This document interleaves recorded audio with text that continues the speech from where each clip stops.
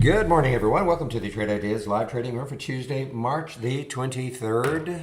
My name is Barry Anderson, moderator of your trading room. I'm waiting for the yes and yes. You can hear me and you can see my screen. Okay, thank you very much. All right, guys. Well, DLPN, why not? They've just entered the NFT craze. They just announced DLPN super low float, 5.3 million in the float, just going absolutely crazy right now. This is not shortable for me. So I'm just looking at, of course, TCAT, the leader in the sector. TCAT is exploding again this morning, up 14%. Sorry, up 30%, up $14. What a move! Had a great move after hours, and now it's above after hours, the after hours high. But DLPN right now is again is the latest entry into this NFT sector. It's funny because I'm looking at a lot of the other ones. I actually ended up taking not a loss, but I didn't make anything on JFIN. I had this one. I took this one yesterday towards near the end of the day. And not FN, JFIN. I took this one yesterday near the end of the day, right around here, just over 13. And I was held it overnight. It was really watching TCAT, and I thought maybe it would drag this one along. It just hasn't done it. So I exited for really no gain for the GFIN. JFIN. All right, there are other things happening. Let's see. FREQ. FREQ is a big gap down.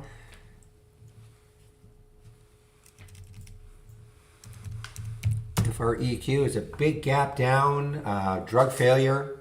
It's a little bit like that OPD yesterday.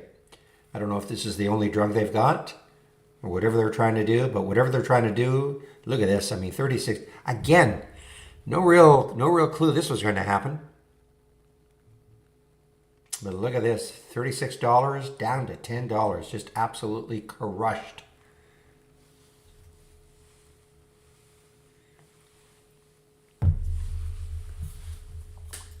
BNTC, is it holding its gains? Not bad. It's kind of holding the pre-market gains. Way above now the 200-day moving average. My cat's tail is covering my notes. Let's see. Morgan Stanley is giving them a yes as Morgan Stanley boosts the stake in the company. Interesting. So this is not an upgrade, but it's actually boosting stake in the company.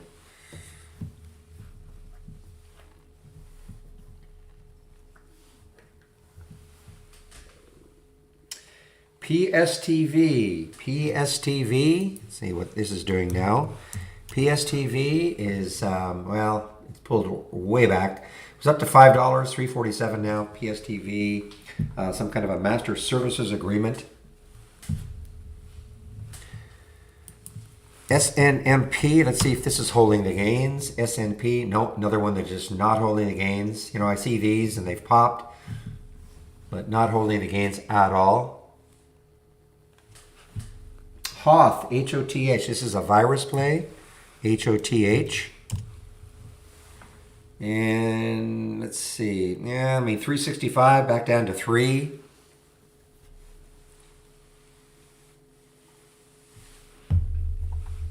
Anix. A-N-I-X. Well, we know the reason they're down. And that is a financing, not a very big one. I think it was only 1.9 million shares at $5.25. So not a very big financing, just a little bit below the financing price.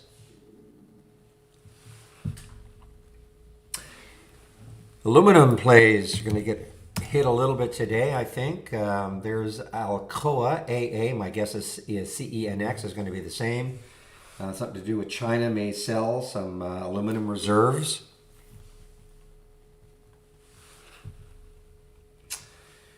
Okay, this had capped up. Let's see if the gap is holding. YVR from yesterday.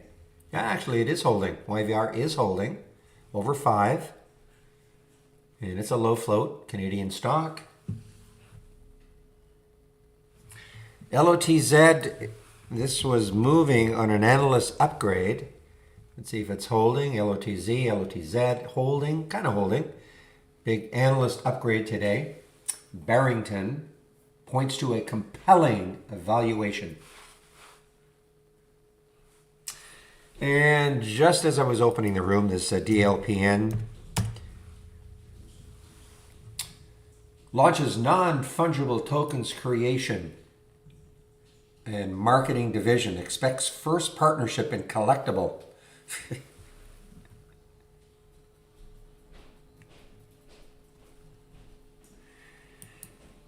Yeah, I suppose, it'll be interesting to see what happens. Yeah, GME releases earnings after hours today, so we'll see what happens.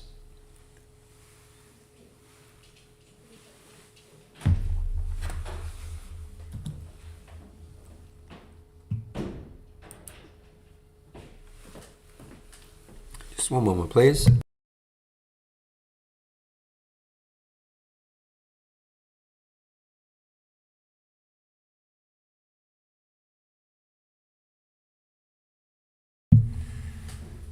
Okay, what time is it? 9:11. Let me do a quick check to see whether or not I've got my upgrades and downgrades, if they've hit my email this morning. And the answer is yes. So let me take a look at some of the upgrades and downgrades. Not too many of each.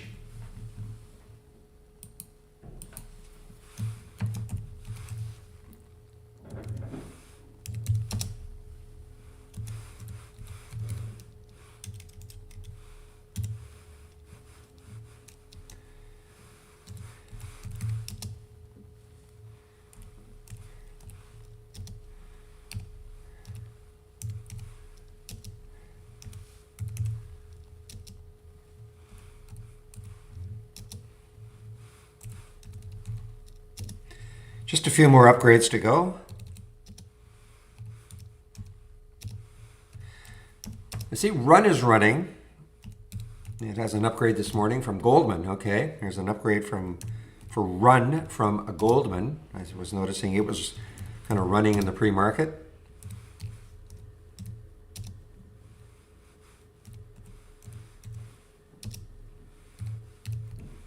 All right, there are some of the upgrades. I'll get the downgrades in now.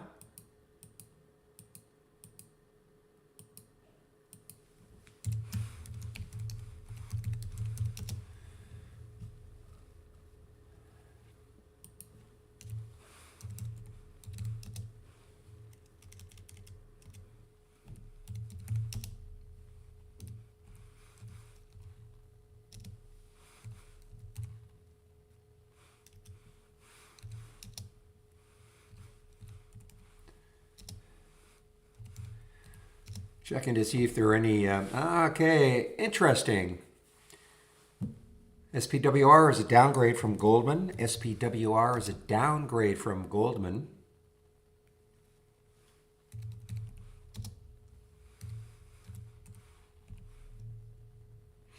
All right, there are some of the upgrades, some of the downgrades from briefing.com this morning. Let's take a look at, so they've upgraded Sunrun.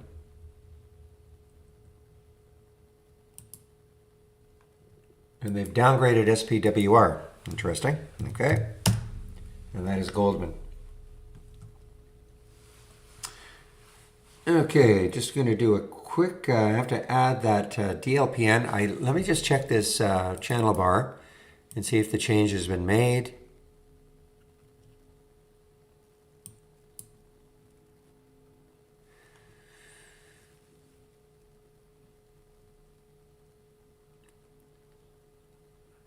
Give me a moment here.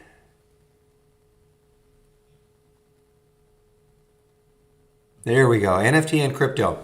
Okay, so the NFTs, it used to be called blockchain and crypto, so now the NFTs are in with the cryptos, which I guess that makes sense, okay?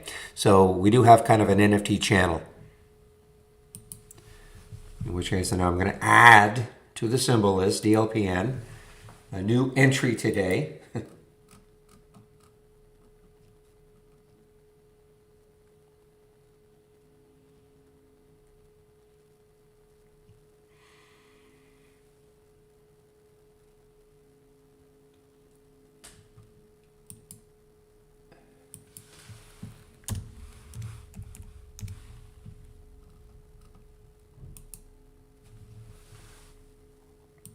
Okay, so I just added that one.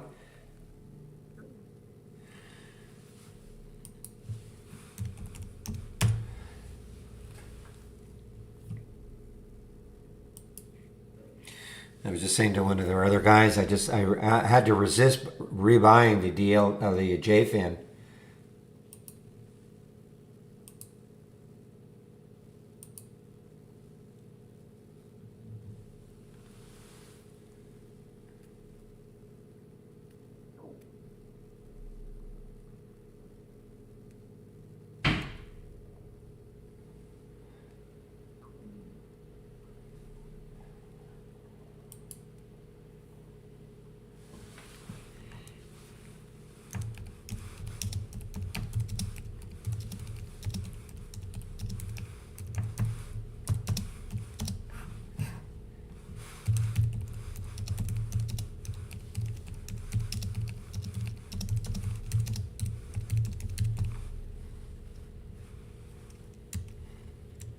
Just give me a moment here, please.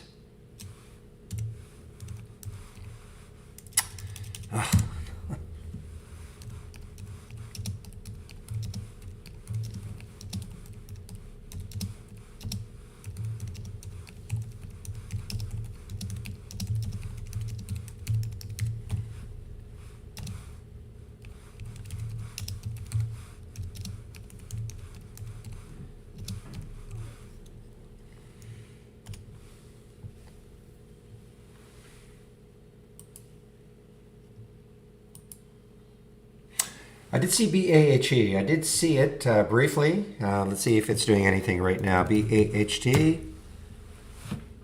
Yeah, again, one of these, drives me crazy. See these things pop in the pre-market. I mean, look at this. Look at this big topping tail here and big sell-off. So I do see they've announced some kind of a 3-year cooperation agreement with Kingsoft Cloud. So, no opinion one way or the other. I mean, there's your press release. Actually, it's an earnings play too. March 23rd pre-market, so it's actually an earnings play also.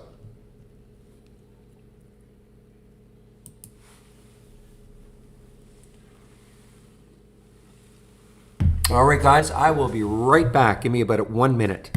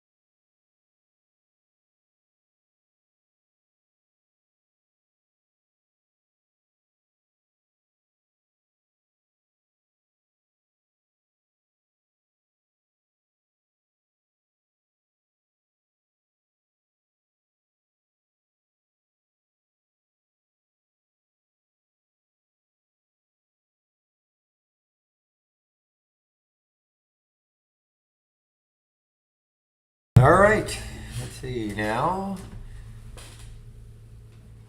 Just watching that big drop now by TCAT.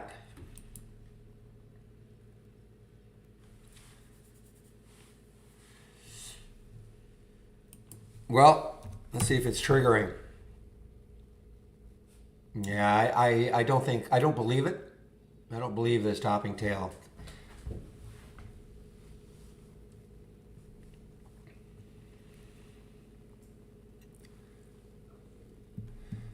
That's sort of one of those, out of nowhere. I just don't believe that actually happened. So I would disregard it.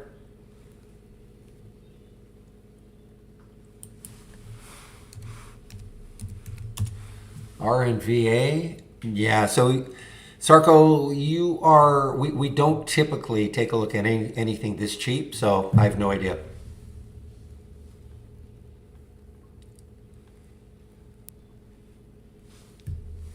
You're talking micro cap. So,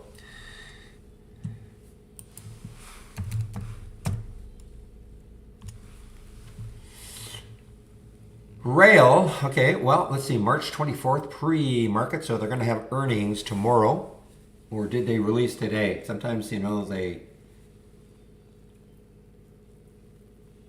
says to release, so let me see if they released on March 24th. Yeah, so they still are planning to release on the 24th, so I don't know what to say. I mean, they're going to release tomorrow before the market opens. I don't play. I never take a trade before earnings. I mean, I would take this trade today. Don't get me wrong, as an intraday trade, but will never hold through earnings.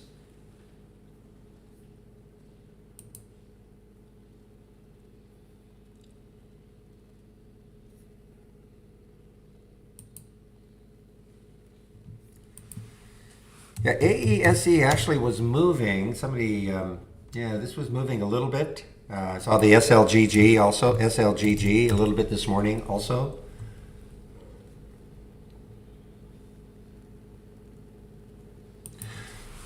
Yeah, YVR is holding. Is it still holding 5? Yeah, it is actually. Okay, so it is holding 5. That's the last time I saw it. Again, low float, 8.6 million in the float. Lots of volume already.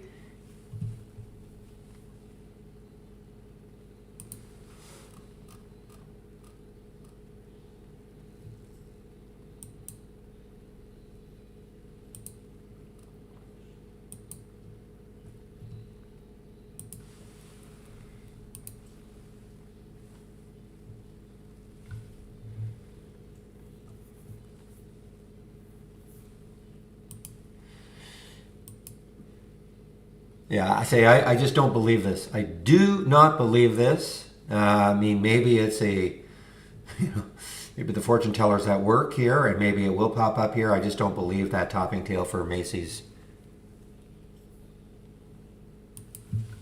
JFU, ask more of my thoughts on JFU.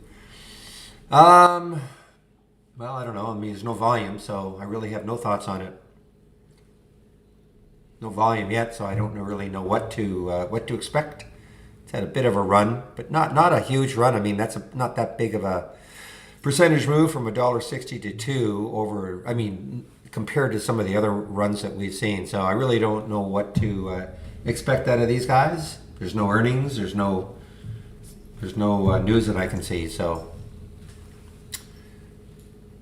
now I'm going to get rid of these two, and if you want to follow my watch list up and down, not too many in the watch list today. We'll see what happens. Nothing will happen in these two windows until at least 9:45. That is on purpose. I typically do not trade in the first 15 minutes. I like to see things settle down just a little bit.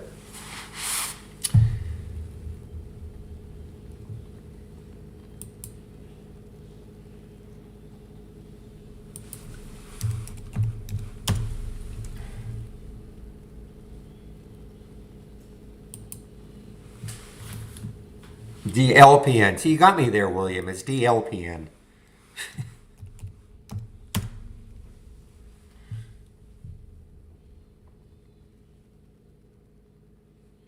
Yeah, this was not shortable for me.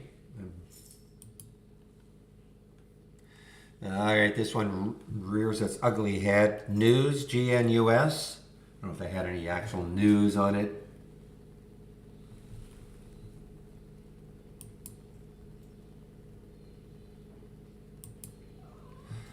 Yeah, so run is a Goldman upgrade. Again, look at this bottoming tail. I don't believe that bottoming tail either. Same thing as I don't believe the topping tail for Macy's.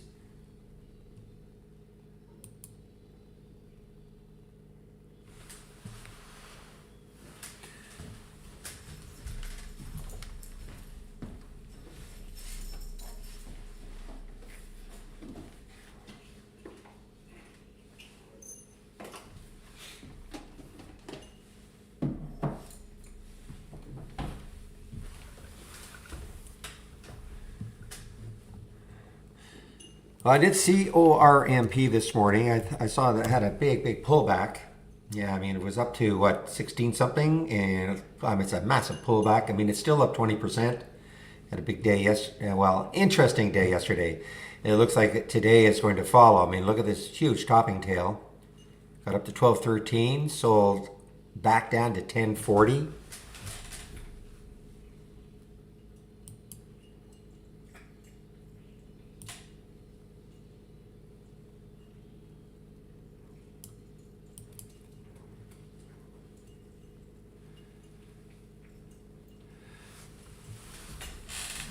HOTH, it might get interesting again. This is a virus play. Yes, it's a virus play. So, I mean, it hit to what's 363 in the pre-market. So what's this high right there? So that's a little bit above. So it's kind of right in this area here, or it was in this area here in those two daily charts. It just moved a little bit above it.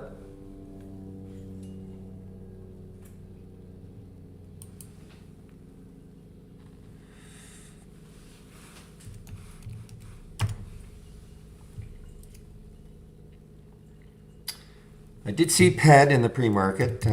Why did I see it? I think it gapped up or something. Yeah, I mean, again, I just look at these. They gap up and then they pull way back. It's another low float. See any news on it. So, surges on well completions and closing of asset sales. So they've added 1.9 million cash through the sale of an asset. So I don't know. Is that going to be a big enough deal to keep this thing rocking? Just have to wait for the market to open, and see how these things react.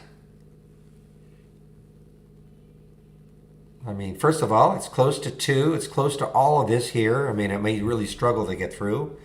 That's exactly kind of what happened this morning. It got up to that 2 level and stalled right there. So other than that, I can't really shed any more light on it.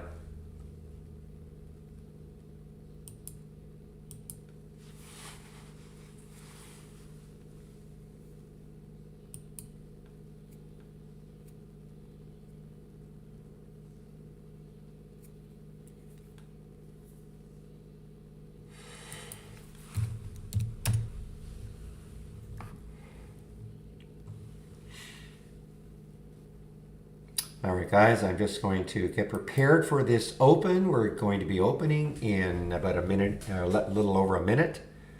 So I'm just going to rearrange some things on my other monitors.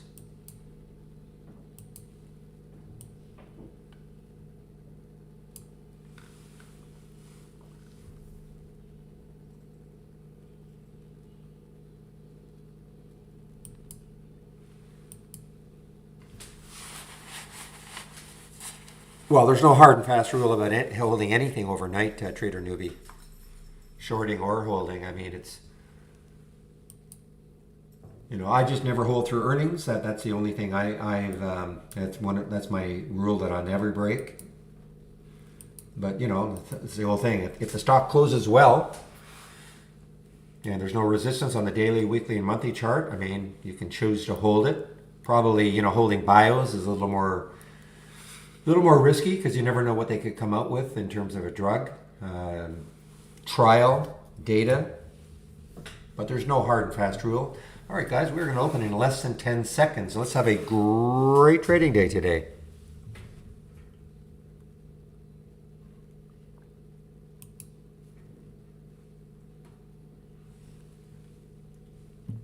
And here we go, we're open.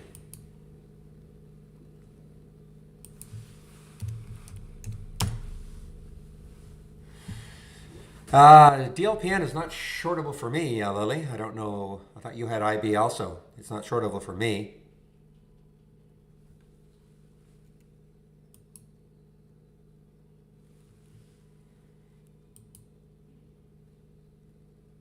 Well, this is just getting hit hard. I mean, so glad I almost got back in it right there. Almost, as TCAT was just ripping higher, but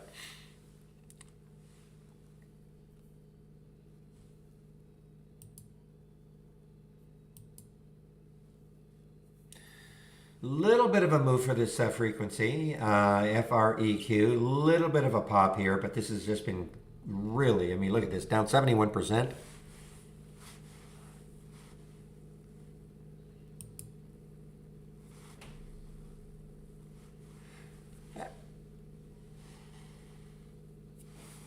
Yeah, and I don't know how many to keep going on that. I don't know how many hold shorts overnight. I have actually never held a short overnight.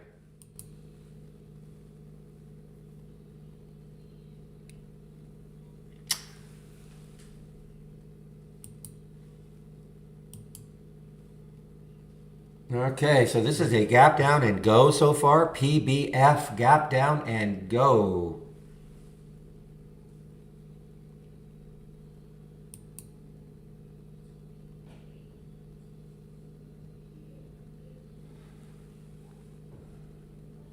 Some really wild swings in that TCAT.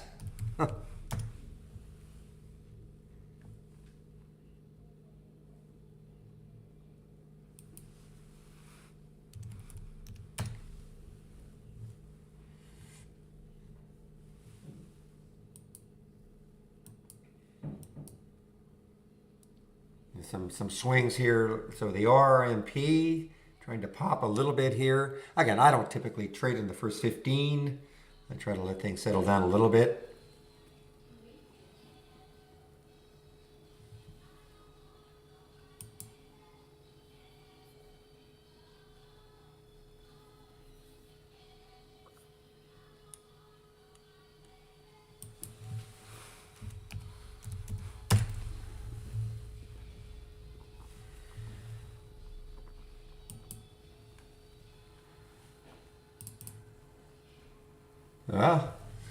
All right, so DLPN is making a new high, normal market hour high. Of course, it got a what as high as 1476 or so in the pre-market.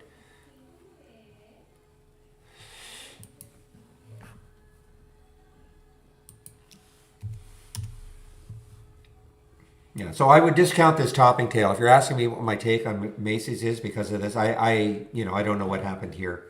It's not going to, it doesn't look like it's going to trigger today either. So that's my take. I mean, you don't have to, it's triggering what at 1890 or so if you follow the trade of the week.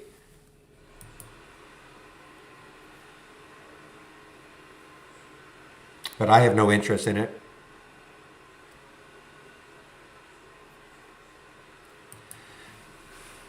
Boy, this TCAT. Not for the, this is definitely you cannot take too many shares if you're going to trade this one because it just has all sorts look at YVR. Wow, YVR now. Let's take a look to see what sort of resistance there is. 720 is the next high looking left on the monthly chart. Am I right? Actually, I'm wrong. 620. 620 is the next high looking left. This is back in 2018, September of 2018.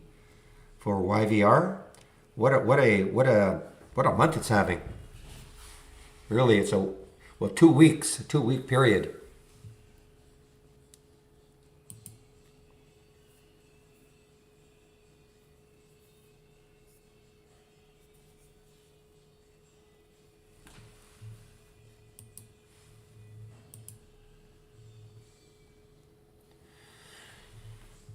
All right, well, this one is continuing to sink. FREQ continuing to sink. Underneath 10 now.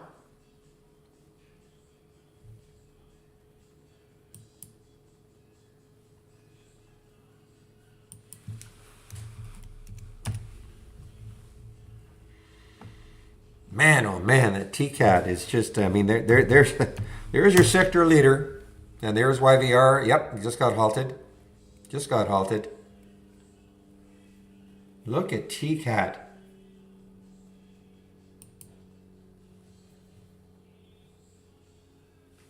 So maybe DLPN will start to follow suit. It's funny, the rest of them are not really. It's really just TCAT.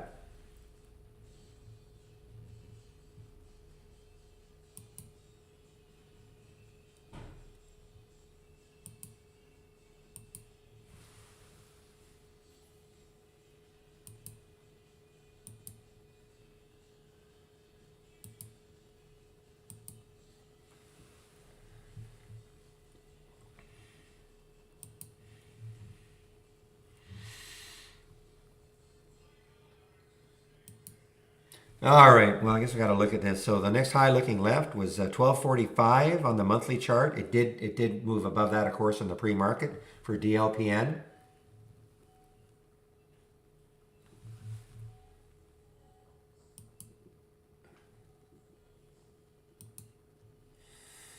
All right. Well, JFIN is definitely popping off. I just don't trust it.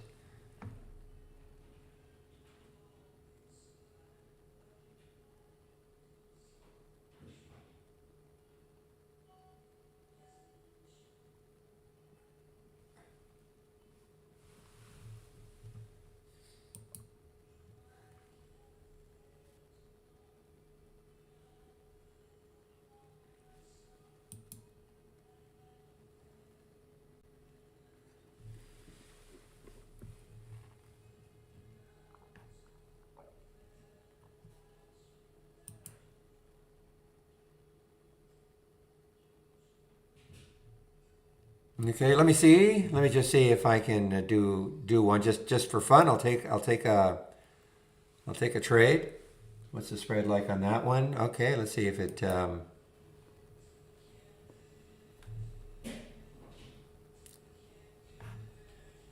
Okay, it just took it. So don't know what to say, Harley. I'm gonna get out of it, but it just took the trade.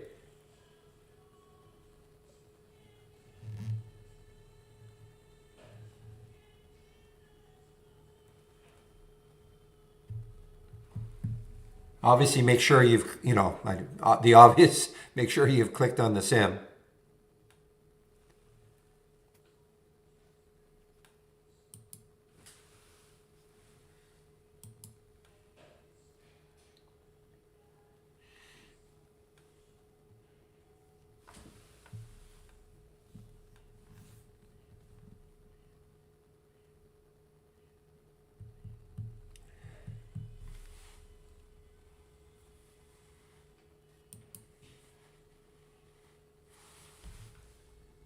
AMTX, guys, on the move here. So it's above yesterday's high. AMTX above yesterday's high.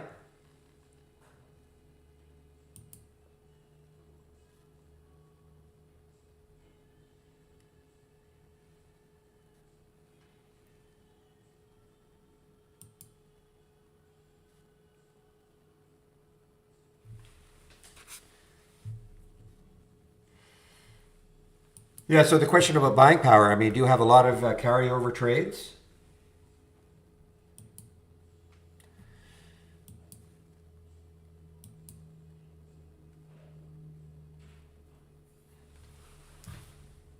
Here's Mogo. I saw Mogo in the pre-market. I don't know why it's not on my list actually, but there's Mogo, M-O-G-O.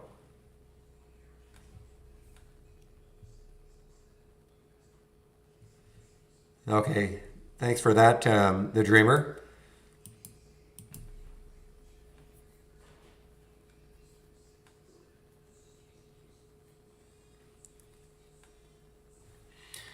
All right, what's the market doing? Let's see. So NAS is just down a little bit, Dow's down a little bit, SPY is down a little bit. Okay, so SPY is in a little bit of a recovery mode right now. Yeah, Mogo is an earnings play. That's right, it is an earnings play. M-O-G-O.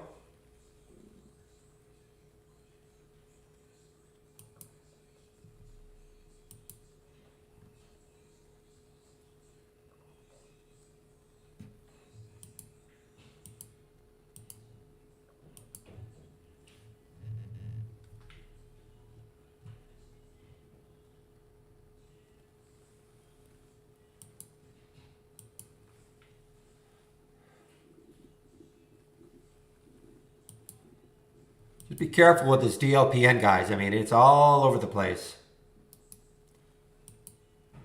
Especially in the first 15 minutes. That's what can happen.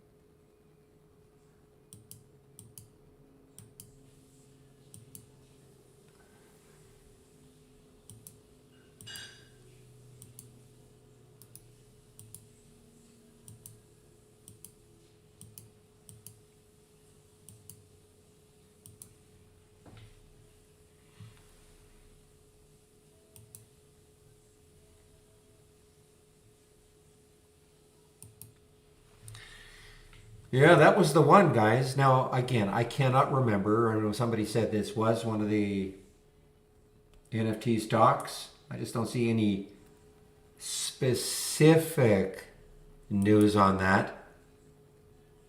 Well, let me just do a quick look here.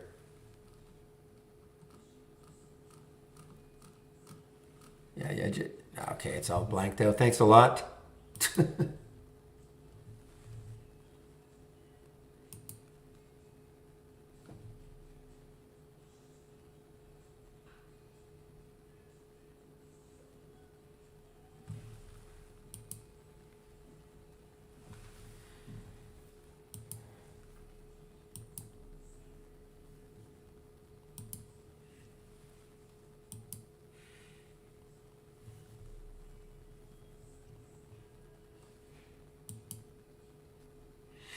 All right, so Alcoa is recovering a little bit here. AA is recovering. The news that China was going to maybe release some aluminum from their inventory, their reserves. Now that caused a bit of a downer, of course, for any of the U.S. aluminum stocks. I'm sure CENX is down also.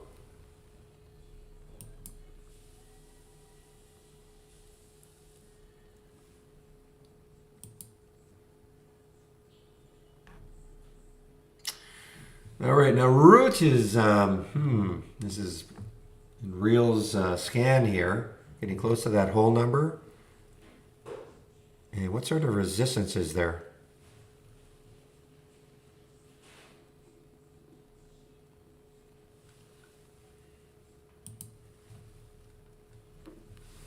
Typically they are 5-minute halts, but I can tell right off the bat it's not a 5-minute halt. But typically they are 5-minute halts. If not, it'll be a multiple of 5, so this could be a 10-minute halt.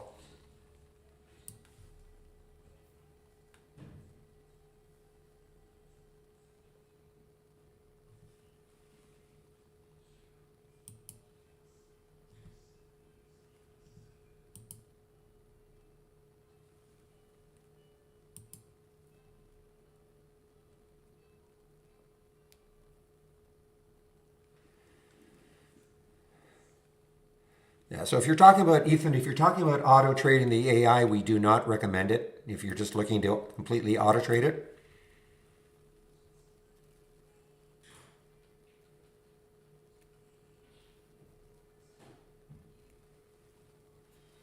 There are no AI trades yet today, so I can't even show you anything.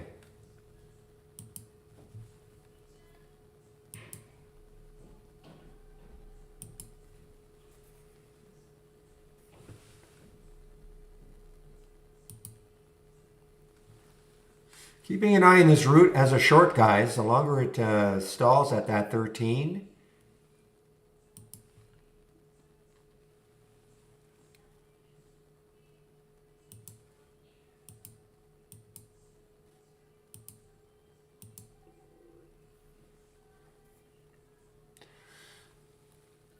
Okay, so ZKIN is actually moving here. This is another... So this one is actually moving. It's funny, the JFIN is not moving, but the ZKIN is moving. This is an NFT.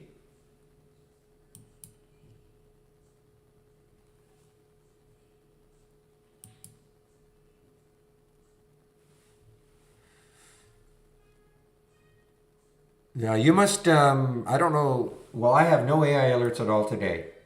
Not yet.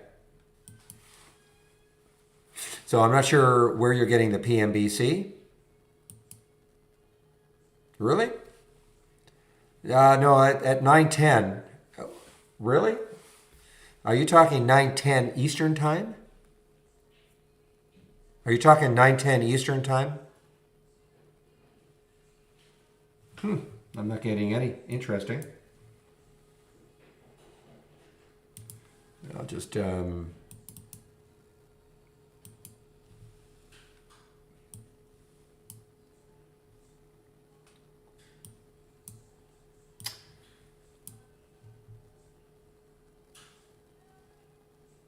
Well, I'm not getting any, so I don't know what's going on. Are you sure? Are you sure that you, did you Was that one from yesterday? Because let me just check the history. No, it wasn't yesterday either.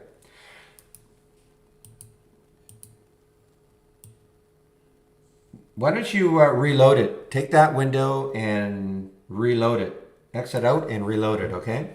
Let me see if you still get it.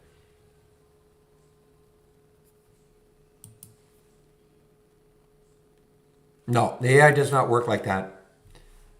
It doesn't predict anything ahead of time.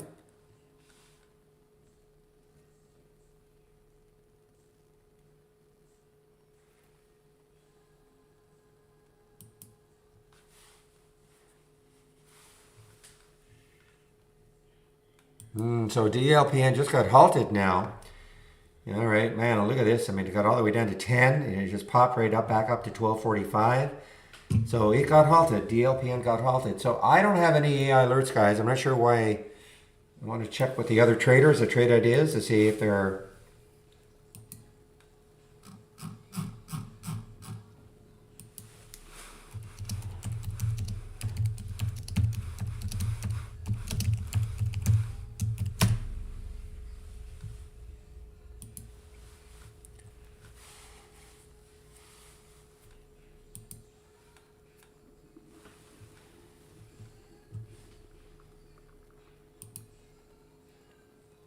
So I'm checking with the other traders, the trade ideas. Weird.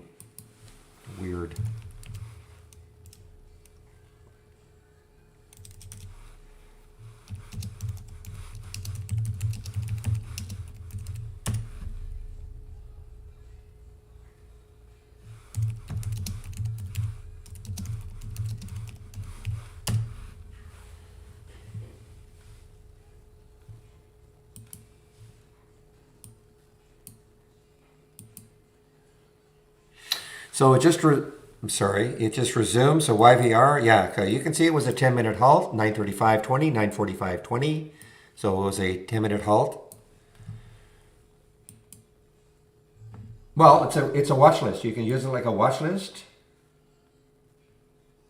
We just don't recommend auto trading it. You know, if you want to take the trades as they come in, fine. But we recommend managing the exits on your own. Boy, something's wrong with this JFIN. I mean, it is just getting kicked here.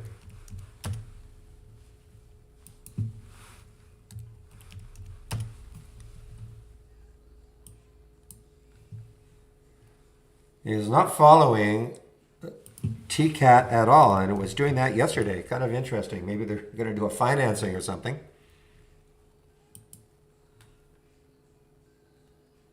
Yeah, I don't have it. I don't have that PBMT, so I don't know what to say. I checked with a couple of other traders. One has, one doesn't.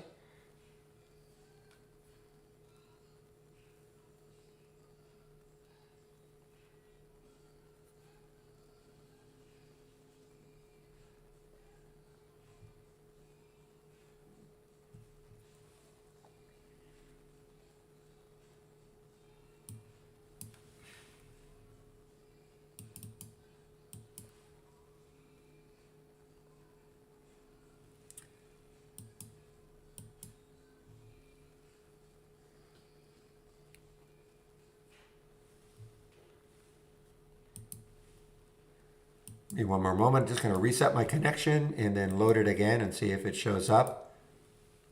No. Well, guys, I have no explanation. I'm talking to development right now. I don't know.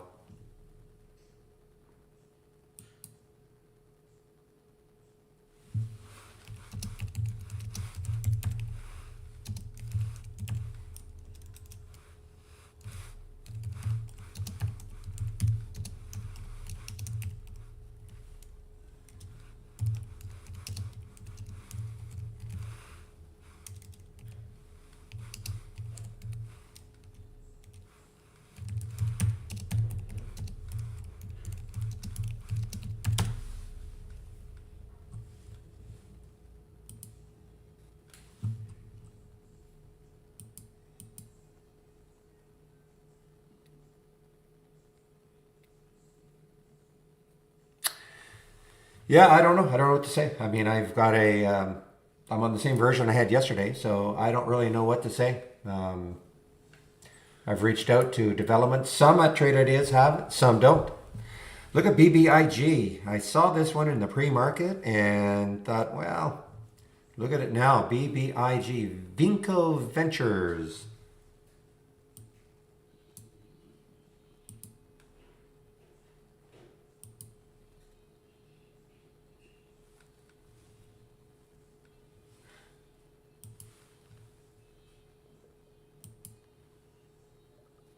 Okay, my goodness, look at this. So it ripped higher here.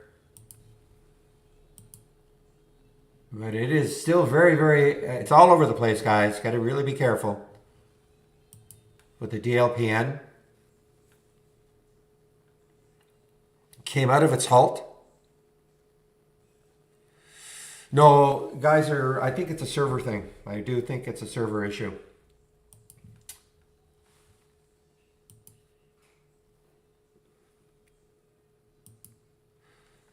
You know, it's funny, guys. I was joking around with the other traders at Trade Ideas. I'm saying, which one is going to double first? TCAT when it was at 50 versus GME when it was at 200. And I was kind of fooling around. But I guess not.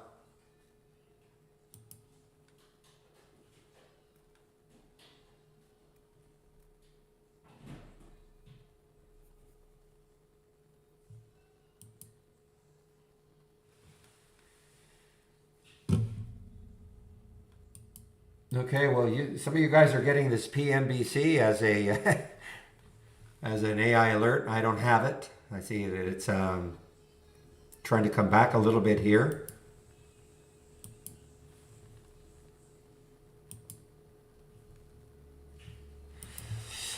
Well, let's see. Is Rocket? Yeah, I mean, I don't know what if there any news on it. I know this was. Rocket gains after alliance with Intuit's Mint expands to mortgages. So there is some news on it, I guess. Not I guess, there is some news on it. Now, my opinion on it, you're chasing it right now, of course.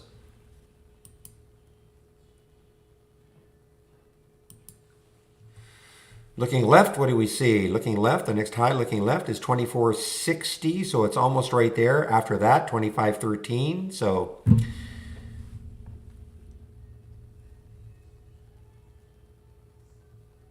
whether that news can, keep sustaining it in this move up, I don't know.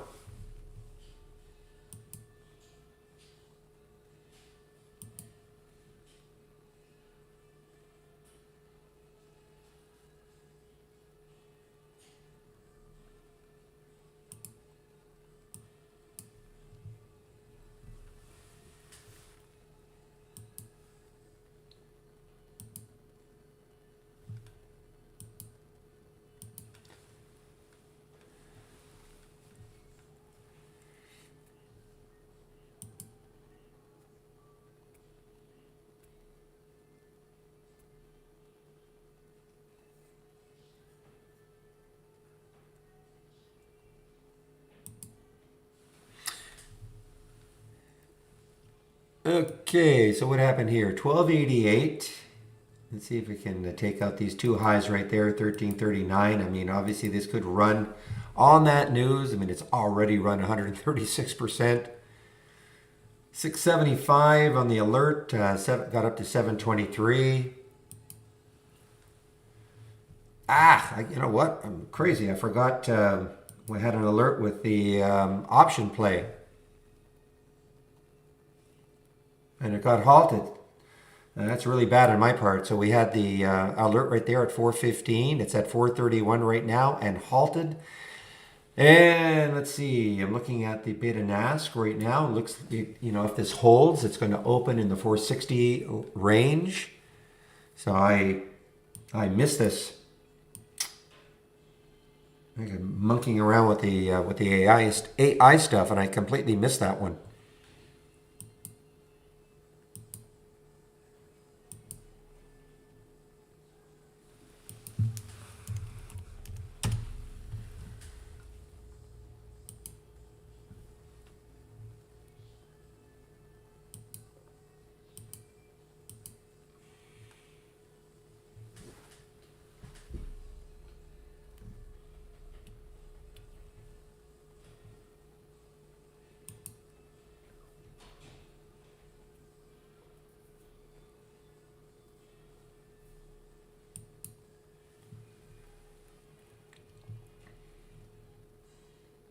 Well, I've got my eye on it. DLPN, maybe it takes out this 1320 or so and starts to rip. I mean, it could come out of nowhere. It's a low float situation, 5 million in the float.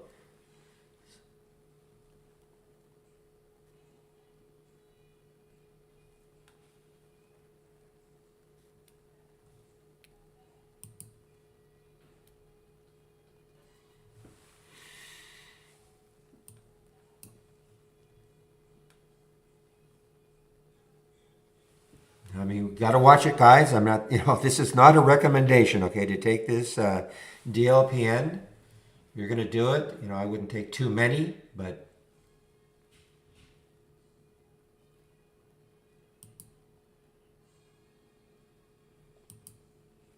boom, there it goes, guys. Oh, my goodness. As I say, you had to be ready for it.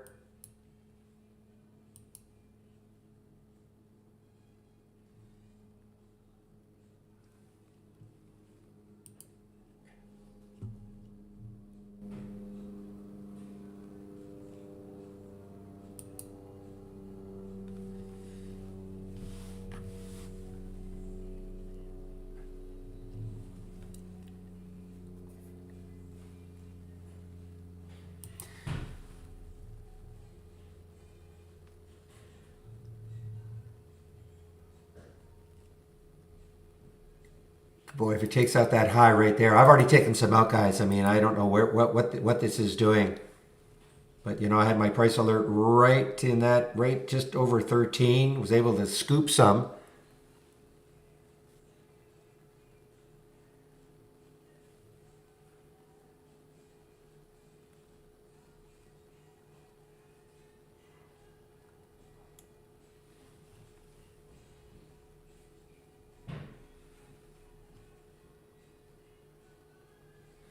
Well, let's see if a TCAT can just drag it up. Good grief.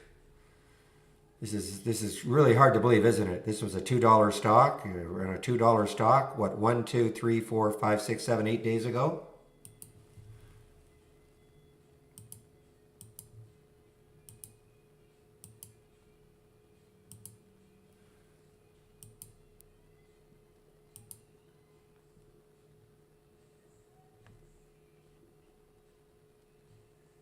All right, we just got halted also.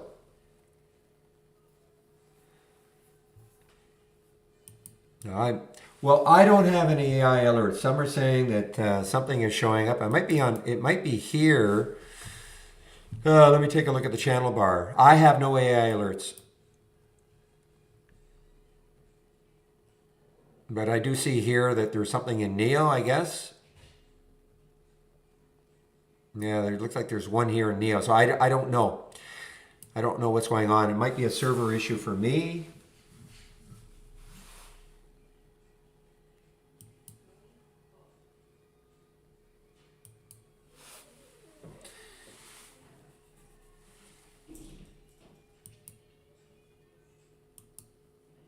So, guy, yeah, as I just sort of said, listen, if you're going to take this one, this could explode at any time.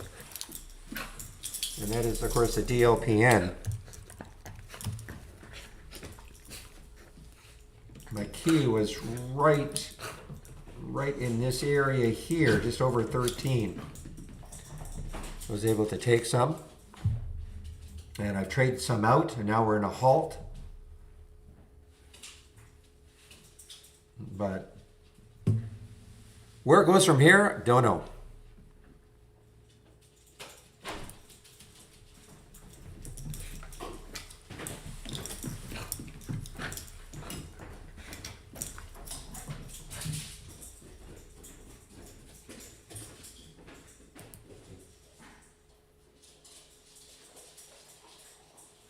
Yes, I do have an alert here for Cisco. You guys have got Cisco? Okay.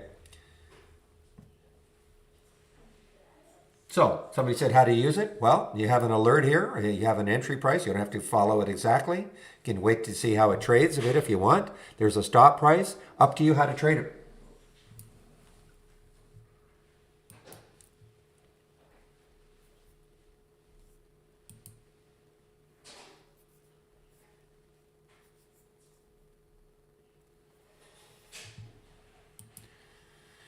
Well, OCG is following a little bit. Still nothing like the TCAT.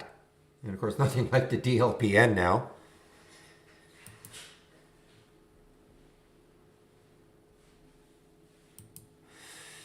Crazy, isn't it? Absolutely crazy. I mean, this DLPN, they come out with a news release saying, we're going to get involved in this sector. Goes from $5 all the way up to 15, just like that. These are 2-minute candles. So in less than 4 minutes, it triples, pulls back, and then gives it another opportunity to maybe get, well, not maybe, but get in. And who knows where this is going. I don't say that a lot, but nobody knows.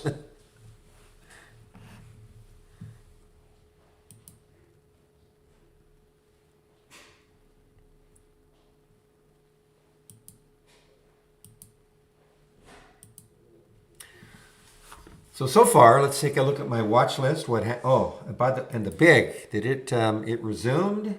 So that was a quick one, 415. What did it get up to? Wow, 485. Yeah, so I mean, there was the alert at 415. I completely missed it. I was looking at something else, I guess. Or I had a competing sound alert.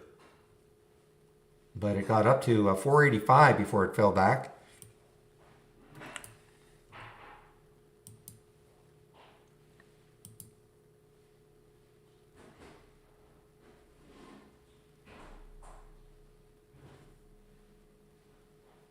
Yeah, I know what you're talking about when you go to the options and change servers or connections. Shouldn't have to do that, of course, but yeah, I've got to get rid of this, guys. I got to, if I'm paying attention, I've got a bigger profit there. So, sorry, guys, I'm just going to get rid of these and pay more attention now. These are on the simulator.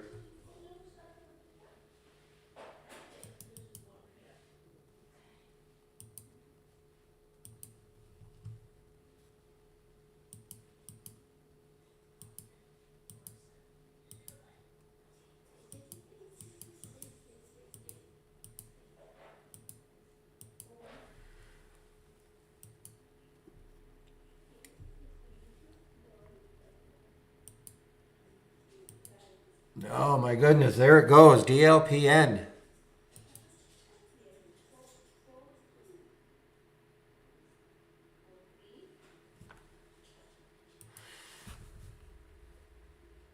Okay, I've taken some more just over that 15 mark, so. And understand, so in case you're new to this room, I do not tell anybody what to buy or sell. A couple of reasons. I'm not allowed to. I'm not a financial advisor. All right, so we point out opportunities. You take them. If they make sense to you, fine. And it's not just myself, of course. We have a lot of great traders in the room.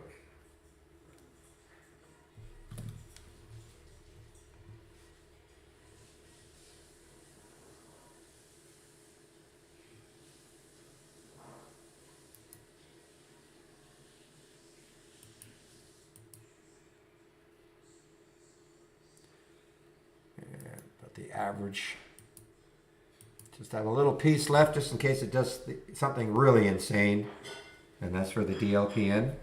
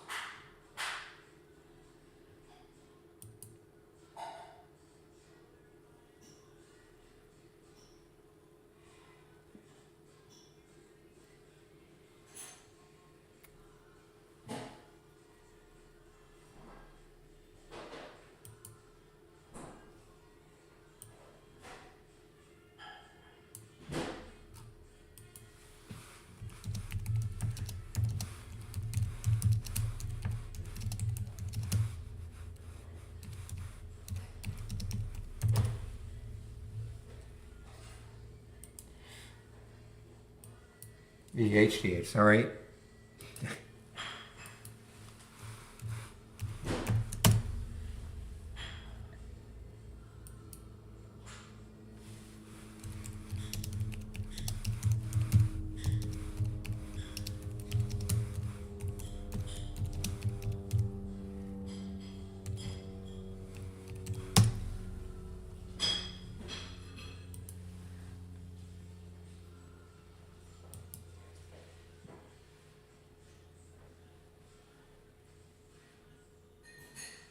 Okay, sorry guys, just conversing with a couple of the traders.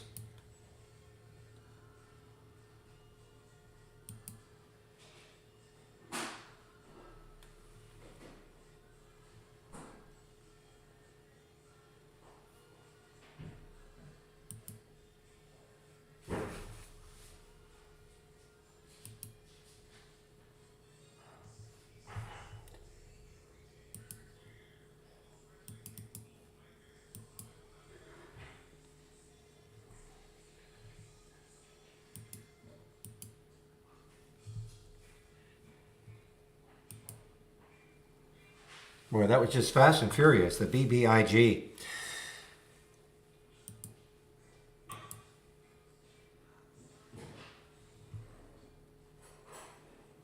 All right, I'm all out of the DLPN, so now I have to see if it can get back over 15 later on in the day and resume a run.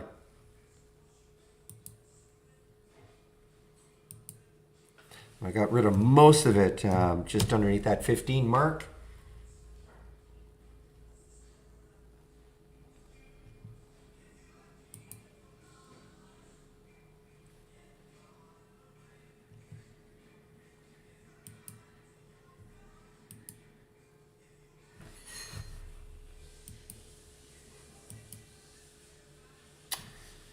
So this was a gap down and reverse, LI, gap down and reverse. It is, of course, the China EV. What are the other ones doing? How's XPAV doing? See if it's following suit.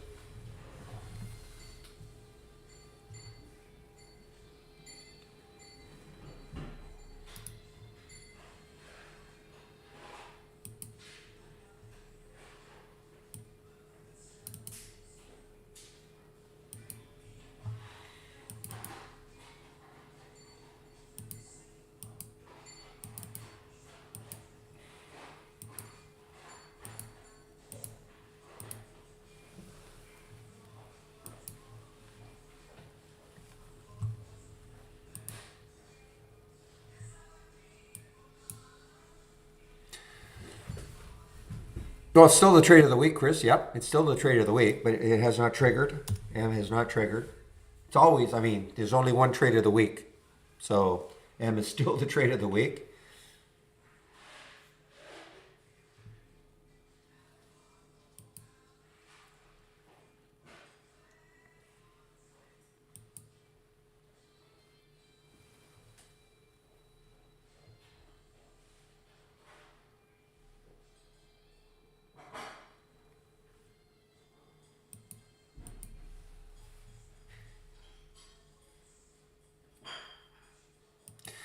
LIVX is on the move here. LIVX on the move here.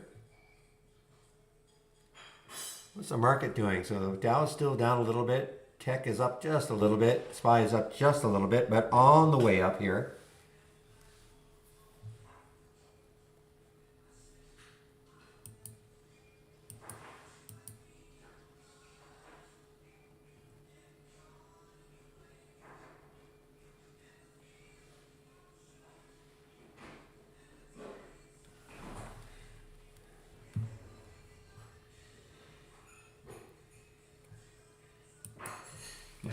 SPAC just opened.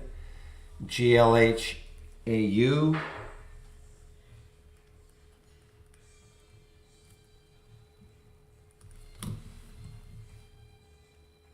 Boy, we got some, look how choppy this is. Look at AA, guys. Remember I was just saying, well, first of all, I was saying in the pre-market it was down because China is looking to, I guess, release some of their aluminum reserves. And so, but then it looked like it was recovering, and now look, it's just 29.26 down to 28.11. That's a big drop. I mean, 184 million in the float, so that's a big drop.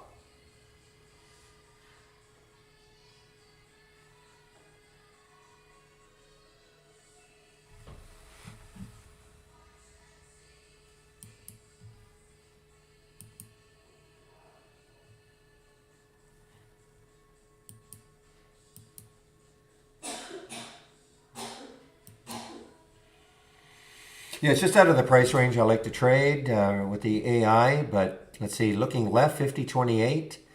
So it is above that high, I guess, 50.28. Yeah, it's above that high. Yeah, so it does have some room. I mean, if you look here, the high is 56.89. So I guess it does have a chance to start filling in this gap. And I'm talking about the Cisco.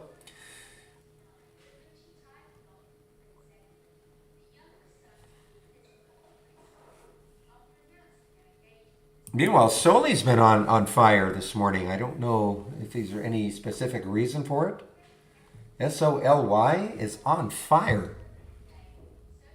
It's a low float, 10 million in the float. Next high looking left is 21.97 on the monthly chart. So this has actually had, it did nothing for about half a year, just sort of stuck in this area. But the last 3 months, it's had a bit of a run. And that is SOLY. Don't think so. Don't think Cisco's an earnings play. We don't have it here. I mean, if a provider doesn't have that, then I give up. But no, it's not. It doesn't look like this is an earnings play.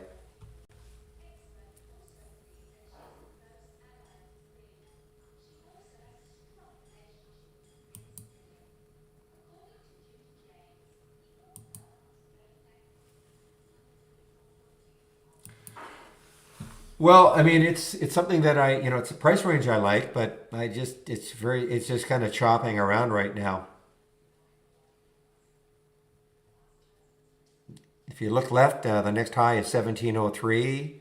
1666 is really the next high looking left. I mean, it did get above that this morning, but I don't know. It's not looking terribly dynamic right now.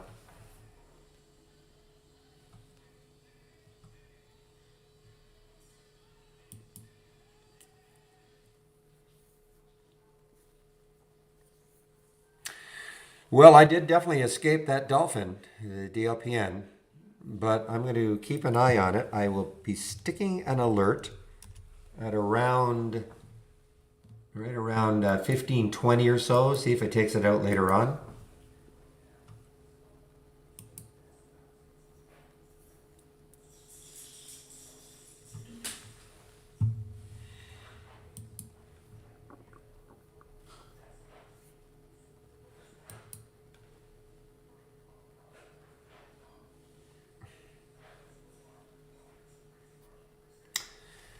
Well, there must be a reason for this move for Genius Brands, GNUS, but I don't see any specific news. I'm just looking at my news headlines. I don't see any specific news. Oh, wait a minute. It's under CEO. No, that was on the 4th, so I don't see any news today for it.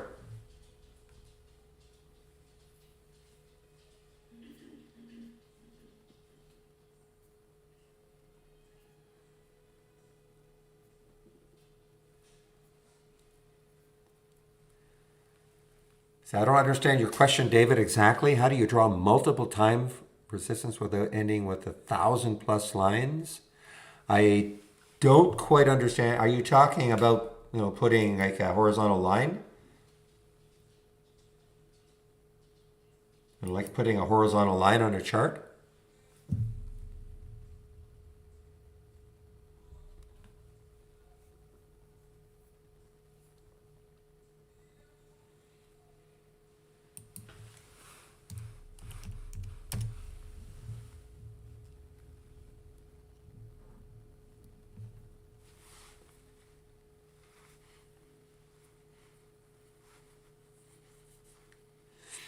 Oh, okay, thank you for that, Meg. Okay, I didn't see that news.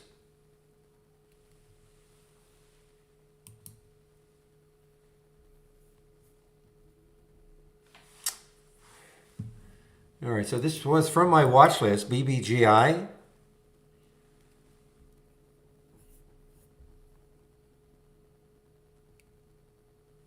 So I still don't quite understand your question, David. I mean, if you're going to put the lines in, that's up to you, of course, how many lines you put in. I'm not, again, I don't quite understand your question. I mean, you're controlling how many lines you put in, on the markups. You're controlling, if that's what you're talking about, the horizontal lines.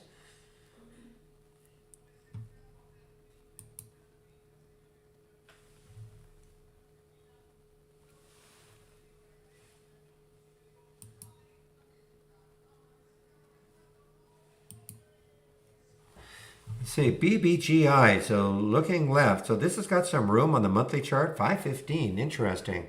It's a low float, 8 million in the float, so it does have some room. After hours yesterday, got up to 385 for whatever reason.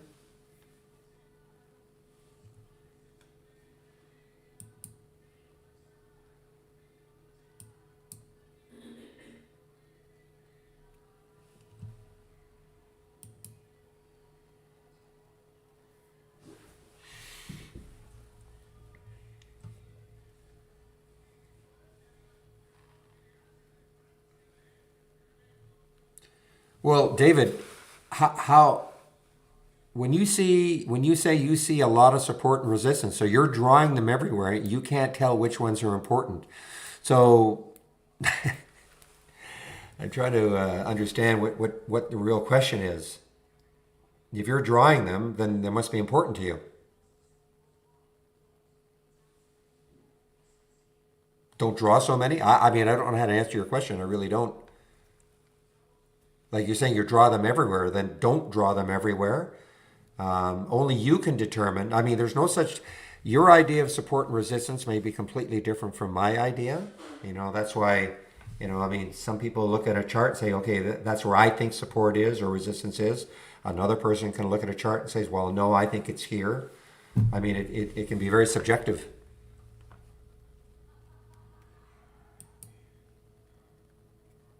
I'm talking to somebody in our YouTube room.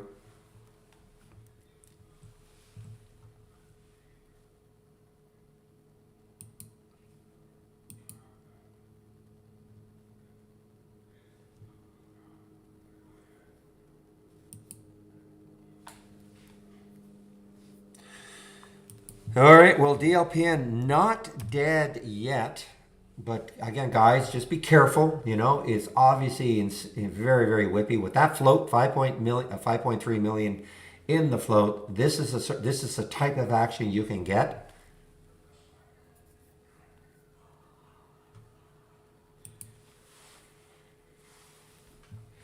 And we have a halt here for UPC. This must be a very inexpensive IPO.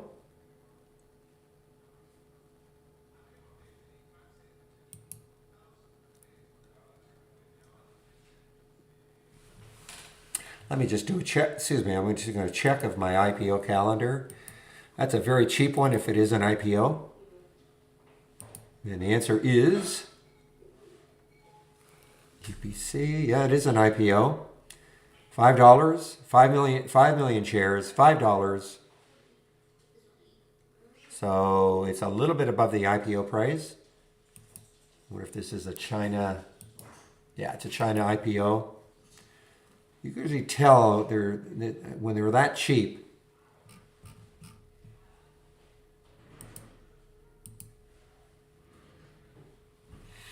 Okay, so Eduardo, what you should do is this. First of all, if you only want don't repeat, fine. But I mean, if you like I've got here the basic new highs and lows, the repeating version. So what I do is I duplicate the window. Okay, I duplicate the window.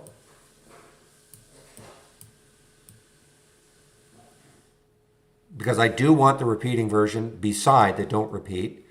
Okay, so once the window is duplicated, then I right click, properties, and then go to don't repeat.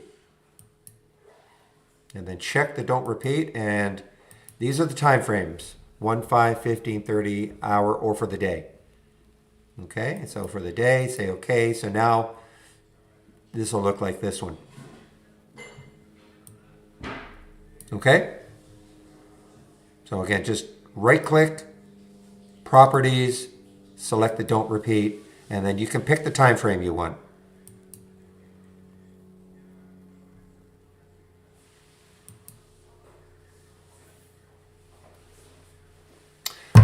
All right, well, exciting with the DLPN becoming an NFT, just like that. So I think what I'll do right now is do the introduction. First of all, welcome to anybody who's brand new to the room today. This is the format, Monday to Friday between 9 a.m. and 3 p.m. Eastern Time. I share my screen, and I am live on the mic. So I'm going to go into my home page.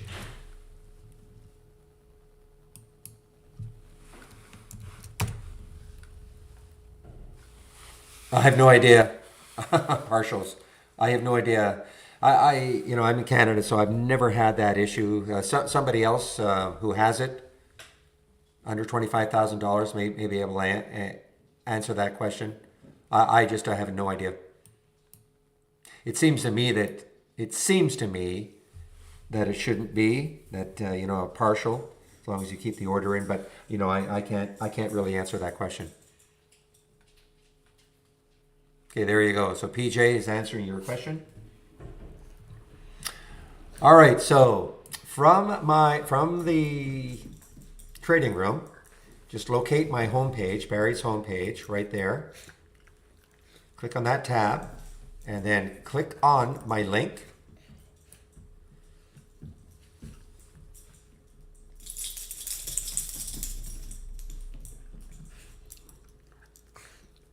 And this is what you'll see.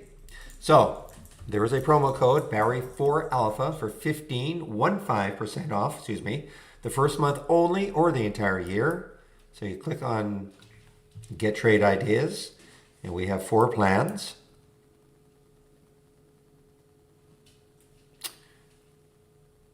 Just a minute here.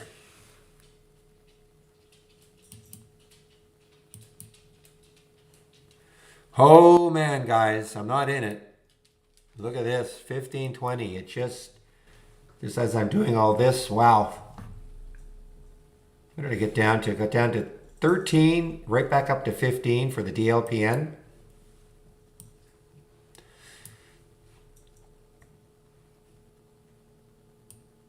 Okay, so we have 4 plans. We have an annual, monthly for premium and standard.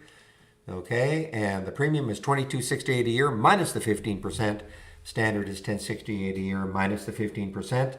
The big difference is the AI between premium and standard. There are some other differences, but that's the main reason why people want to have access to our premium service. I'll go over the AI in a bit. You don't have to have an annual plan. If you want to go month to month, that's fine. Standard is $118, premium is $228. You can apply that 15% discount to the first month only. Okay, first month only. It's amazing how many emails you get is, hey, how come I'm being charged a full rate for the second month? The discount's only good for the first month. If you want it, wow, look at, unbelievable, guys. I'm not in it. Not in it, DLPN, but $15.76. Wow. All right, trade of the week is sent to you before the market opens every Monday morning.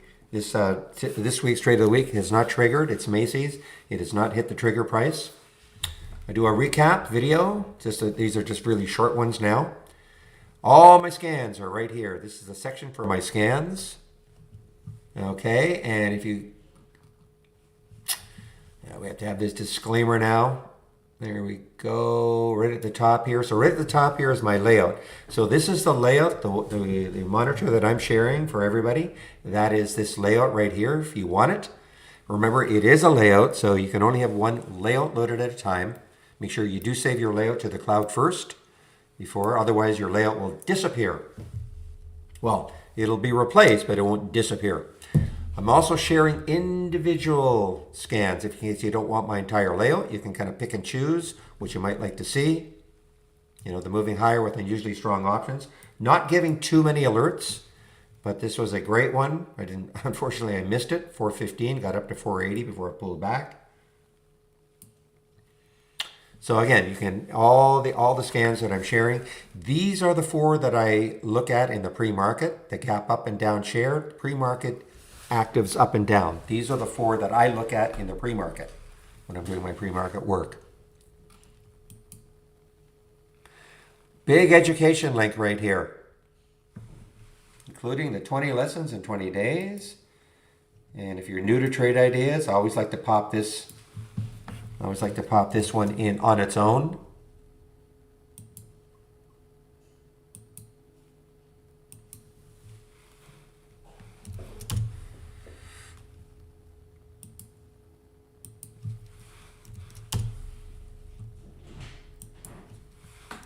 Okay, so, well, you're asking me if I share my alerts. Well, you're seeing them. These are the alerts as they're happening. So if you're watching my screen, those are the ones I'm sharing.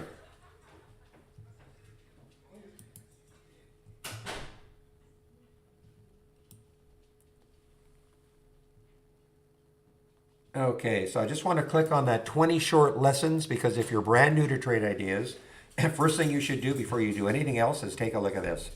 You know, it goes over all of the basic features of trade ideas: building a top list, creating an alert window, single stock window, custom layouts, etc. Everything, all the basic features are covered here. So before you do anything else, please do that. If you don't have trade ideas, you can still click on that link and you can see some of the basic features that we have to offer.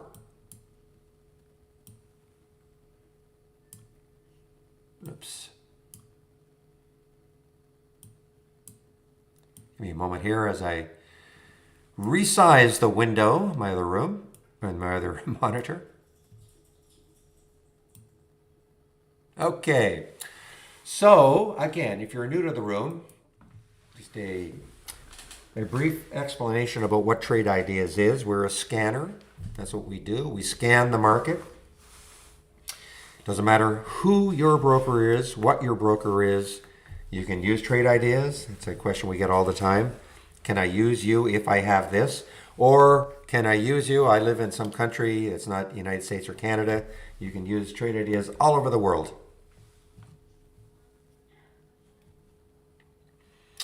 So, this is what you can do with Trade Ideas. So, you know, I just mentioned that I'm sharing a lot of scans. This is a scan that I put together. Very simple one. That's why I call it the basic, new highs and lows. So this is what I'm looking for. I'm looking for stocks between $1 and $20. Current volume is at least 4. That means that it's trading at least 4 times normal, what it would normally be trading up to this point of the day. So I want some abnormality, you know, minimum number of shares, etc. These are the filters that I'm using. So if a stock meets these filter requirements and makes a new high or a new low for the day, I get a real-time alert. That's why these stocks have shown up on the upside, and these have shown up on the downside. Okay? So, you don't have to know a programming language to do all this. What we did was, as a company, we said, okay, let's create a lot of different alerts. These are all the alerts when you see icons that look like that. And I'm going to scroll all the way down to the bottom. And when you see these icons, these are the filters. So we feel we have enough filters and alerts that, you know, for the most of our customers, you can combine them to get scans that you want to see. Now we also have a channel bar here.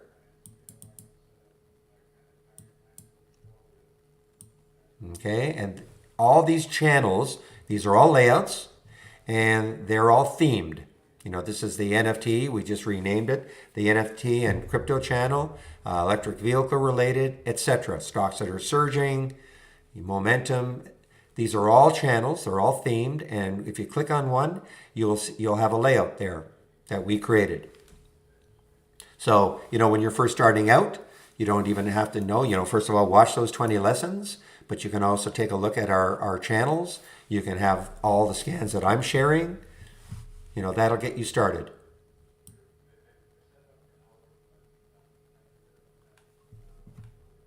Eduardo, no. Not a reverse split the day. No, that's just going to be something that you have to, there are websites out there that tell you when stocks are having reverse splits.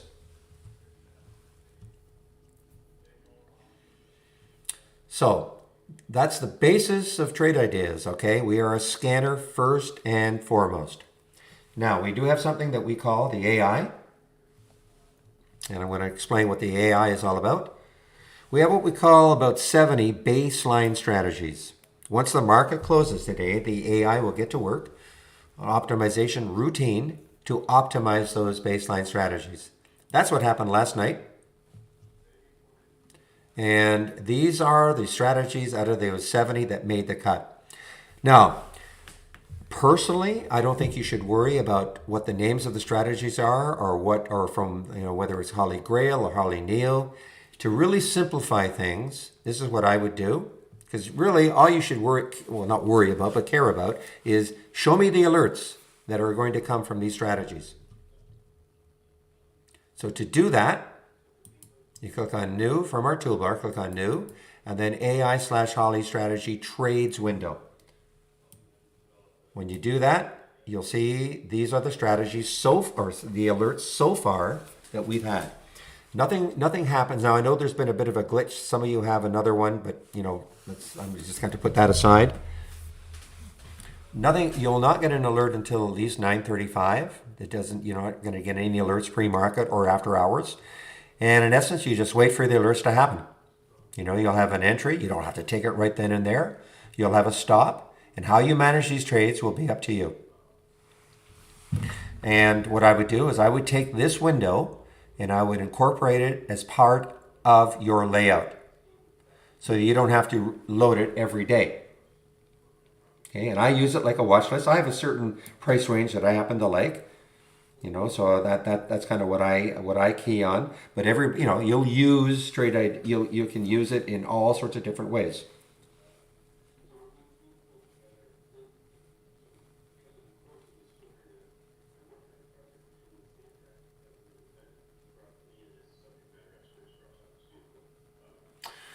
Okay, well so before I keep going, so that's an explanation of the AI. And again, if you take a look at the 20 lessons, there's a more detailed explanation, I guess, of the AI.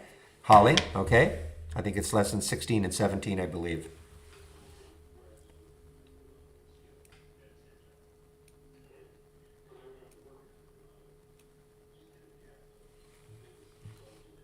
Yeah, so I don't know where can came from. If Zach is talking about can, I don't know where it came from.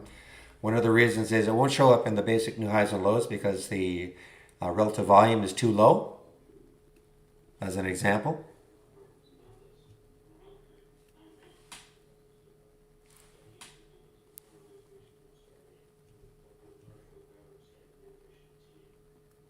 Okay, so what you do, Shanviz, yes, is to put your toolbar in your top left-hand corner of the monitor. Arrange all the Trade Ideas windows where you want them. I'm assuming you only have one monitor. If you have several monitors, though, this is what I've done. I've arranged all my windows on this monitor that I share, but I do have other monitors. Okay, I've got my Spider sector list. I have some other Trade Ideas windows on my other monitors.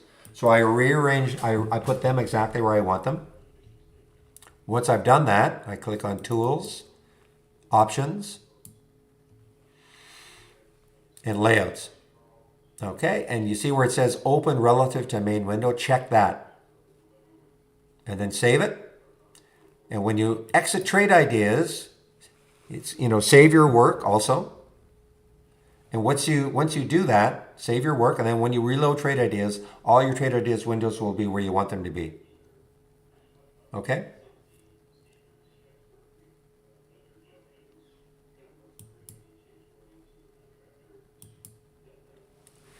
And now I'm going to talk about this window that you see here that is called Brokerage Plus.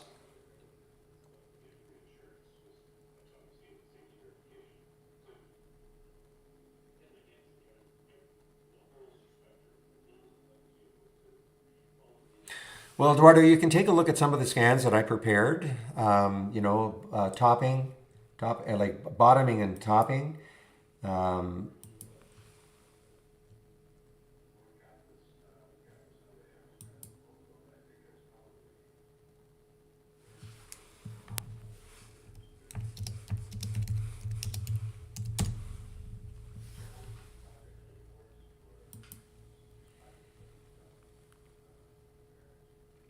Okay, so you can take a look at a trend reversal also. I've got something called trend reversal. You know, some of the scans that I'm sharing, one is called trend reversal. It's a top list. You can add a volume spike to it if you want. I don't have anything that I use every day like that, so, but you can take a look at that. So you know how to go to my scans, go to my homepage, go to the scan section. One of them is called trend reversal. You can take a look at that.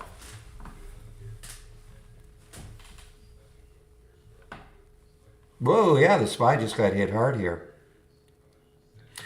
All right, guys, I just want to talk about this window that we see that is called Brokerage Plus.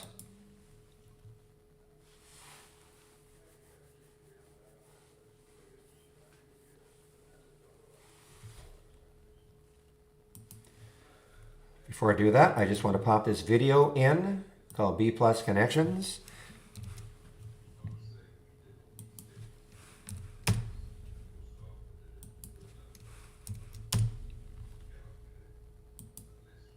The other thing, Eduardo, if you wanted to, you could always send something to info@trade-ideas.com. Maybe one of the other traders has something that they might be able to give to you, okay? Okay, so I just popped in this B Plus connection. So if you have an Interactive Brokers account, you can use this window that we call Brokerage Plus to trade from within Trade Ideas. You have to watch that video. It's going to show you how you can connect. You'll see this Brokerage Plus is up here. One of the options, one of them is live. You will connect, and then you can use this window to actually trade your Interactive Brokers account.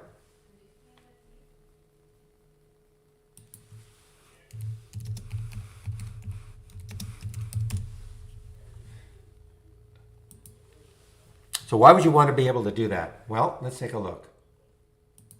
So let's just say you click on an alert, you click on Hoth, H-O-T-H, and you like what you see, you like the charts, and for whatever reason you say, yep, I want to trade that one.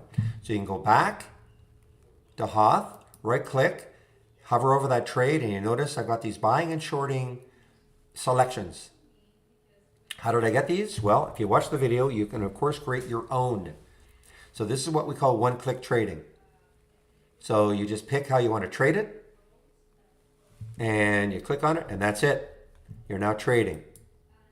And you have to have an Interactive Brokers connection. You need a live data plan, real-time data plan from IB, okay? But that's how you can use this window that we call Brokerage Plus to trade your Interactive Brokers account. If you got into a trade, you wanted to get out, you could flatten it. You just highlight it. I'm going to show you in the simulator how you do all this. Or you could get out of half your trade, or you could double your trade. So these are some hotkeys.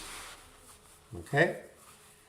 So that is, if you have an Interactive Brokers account, you can use this window. Now, the other huge use of this Brokerage Plus window is as a simulator. Paper trader, simulator, whatever term you want to use. So if you are new to trading,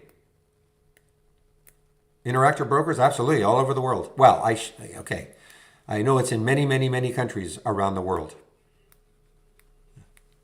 You'd have to check, you have to go to the website, so don't ask me, your country. Go to the website and it'll have a whole list of the countries it's available. But it's a super popular international broker.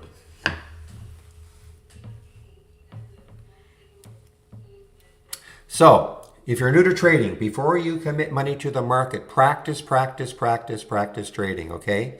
Do not put money in the market until you have practiced trading. You can use our simulator. Our simulator uses our real-time data. It doesn't matter who your broker is. It uses our real-time data. Very simple to use. You click on an alert. You'll see the symbol will show up. You can pick how many shares you want to trade. You can pick the price you want to get in at. And you click on buy.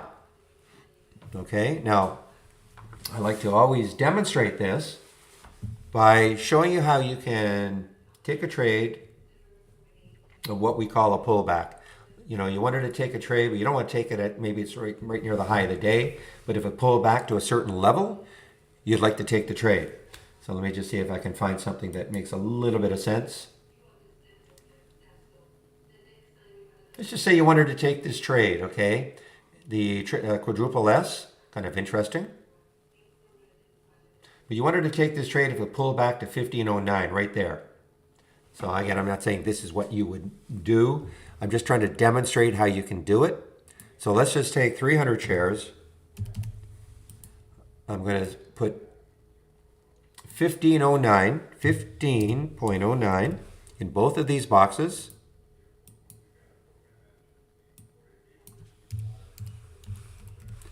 I'm going to click buy, and a big blue line is going to show up right on the charts. So if SSSS goes back down to 1509, it'll take the trade on a pullback.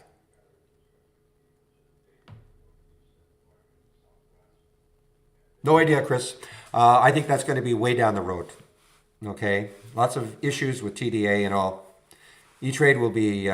I don't know when E-Trade will be. We keep saying it's going to be right around the corner, but I think TDA is going to be a long time. So that's how you can do it. Placing a conditional buy order on a pullback. Could have also done it the flip side. If you thought if quadruple S took out a resistance area that's on top and you wanted to take the trade, you would just, of course, put the two prices on top, above, and you'd see a big blue line above it. Okay? Man, meanwhile, frequency is FREQ continues its dive here. All-time low. Devastating news for it today.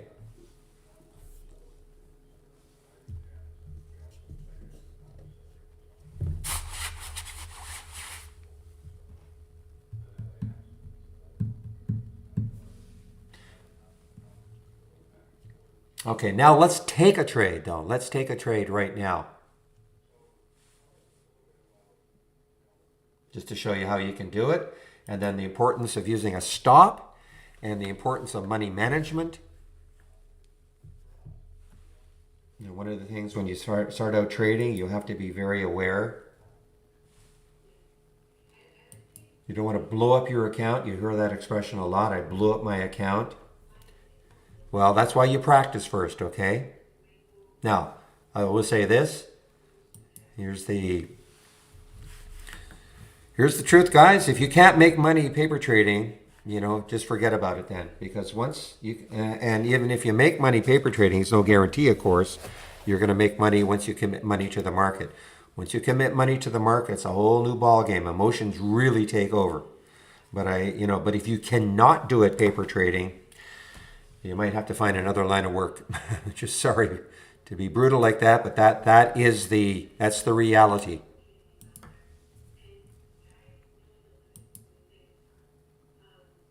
Just trying to find let's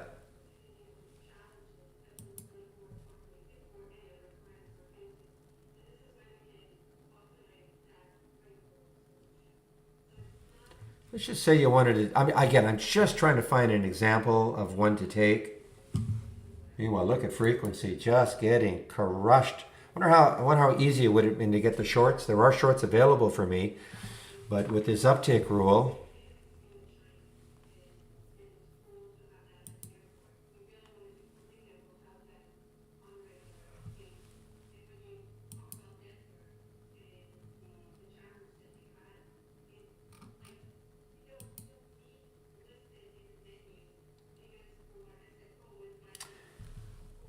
just trying to find something that might be.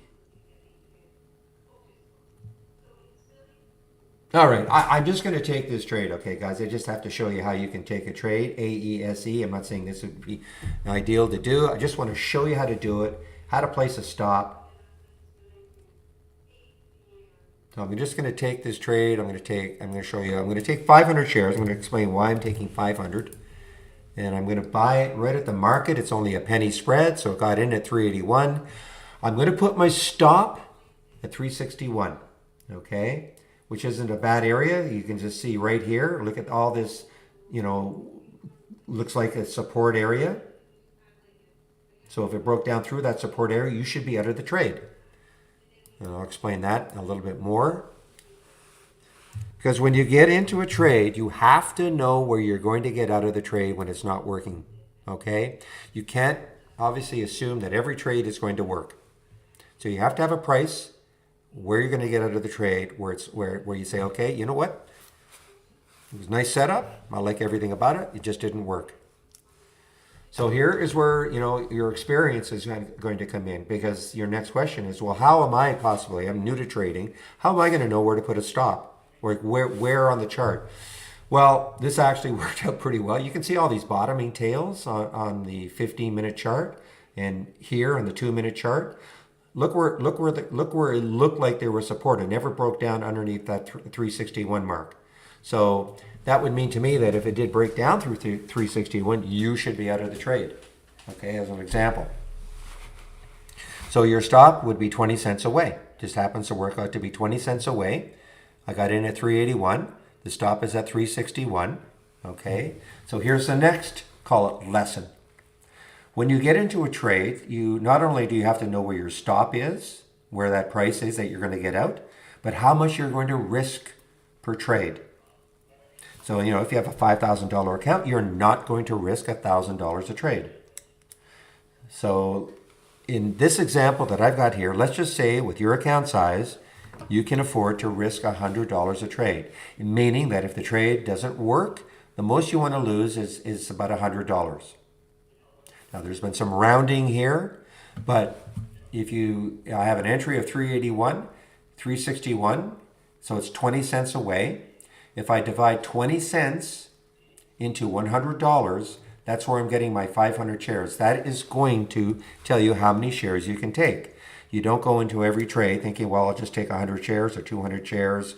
Like your share size will be determined in the differences in your entry and where your stop is. And you divide that difference into how much you're willing to risk. In this case, I wanted to make the math really simple. So I'm going to risk $100. I know it says $97.50, but there's a little bit of a rounding issue.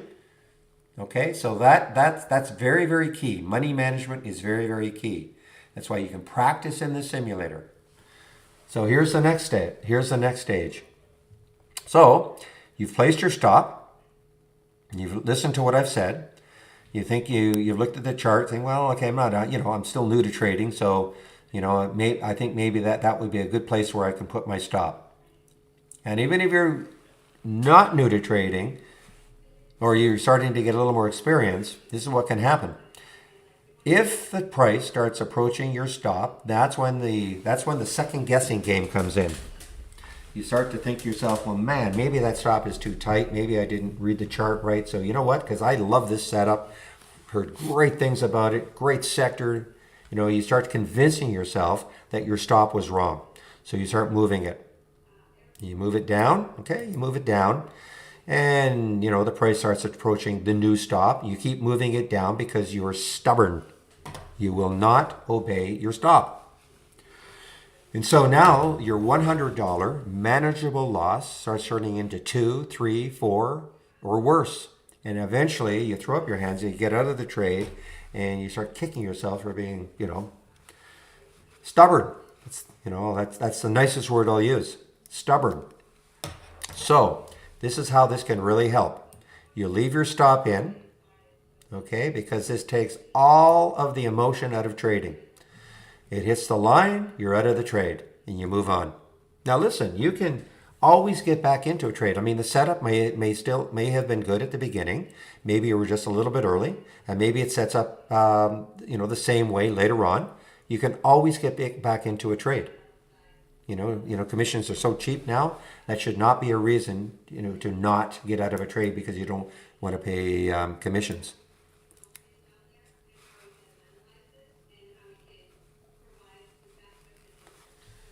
Yeah, no dumb questions, McNally. Don't be afraid to ask questions, okay? No dumb questions. So I'm not sure I understand. Do you have the toolbar?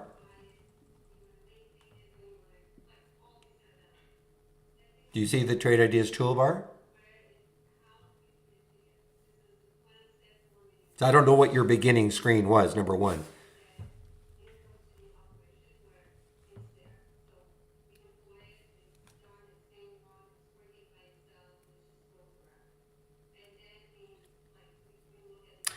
Well, okay. I was asked, how do I visualize the target price? See, I personally, I mean, I suppose I do.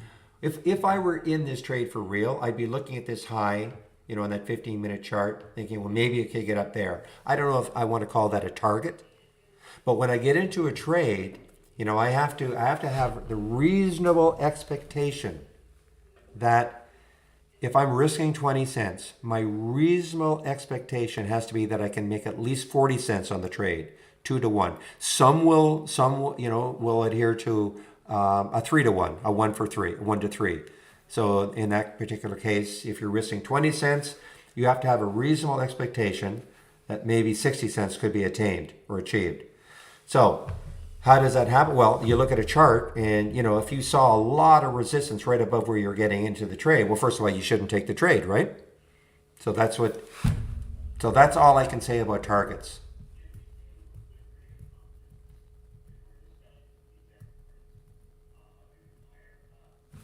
Well, on my screen, the toolbar is here, right at the top. The Trade Ideas toolbar is here, right at the very top. This is the Trade Ideas toolbar. You should, if you've downloaded Trade Ideas, you should have, at least should have the toolbar.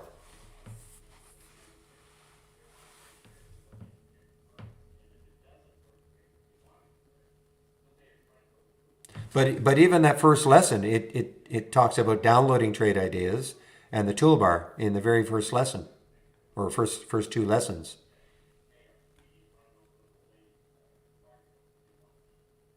Maybe I'm not understanding.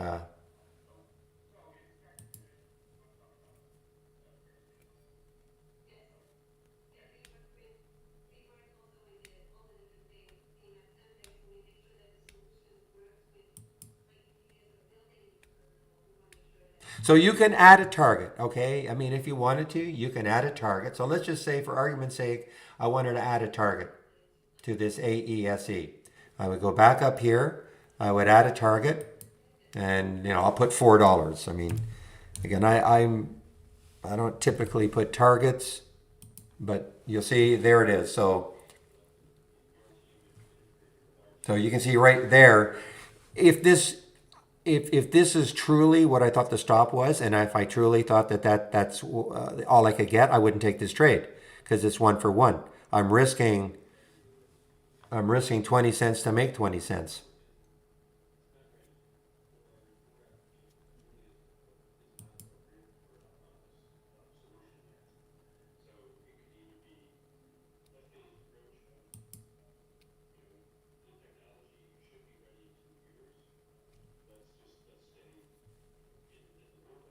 Okay, give me a moment, please. I'll be right back.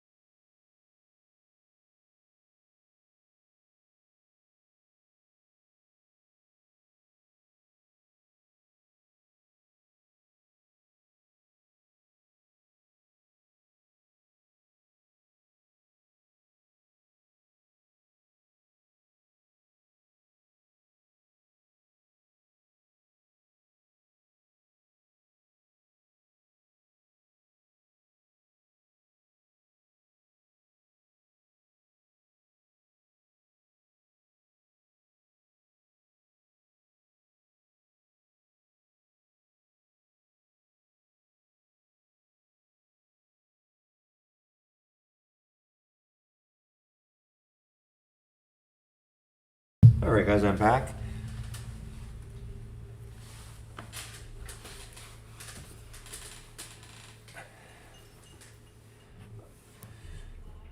No, Chris, for me, I won't take a trade unless I have a reasonable expectation that I could get at least a 2 to 1.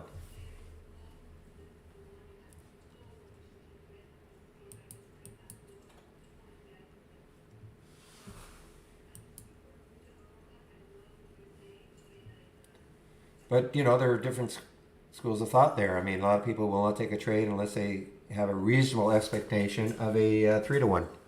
Really, it's 1 to 3 risk reward, but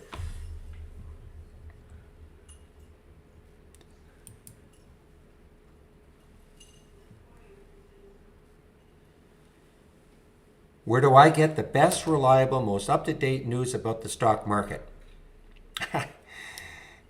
Are you talking before the market opens? Or are you talking about while the market is? We have a news tab here that can show recent news for every stock. It may not be the most up to date. I also have my Interactive Brokers headline news. So that's what I used, intraday. But before the market opens, I think I get something, Stock Watch or something like that. I look at that every morning. Whether it's the best, I don't know. But Stock Watch, that gives me a good. Is Stock Watch just a second? It gets into my email.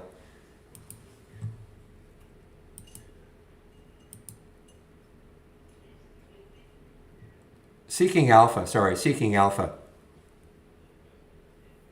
Not Stock Watch. Seeking Alpha is what I take a look at.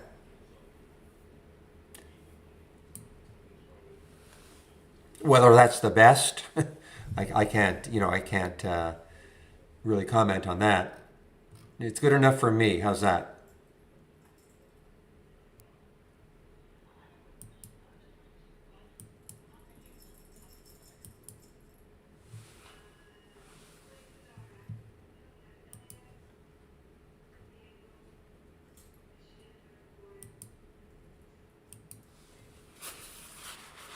Okay, Chris.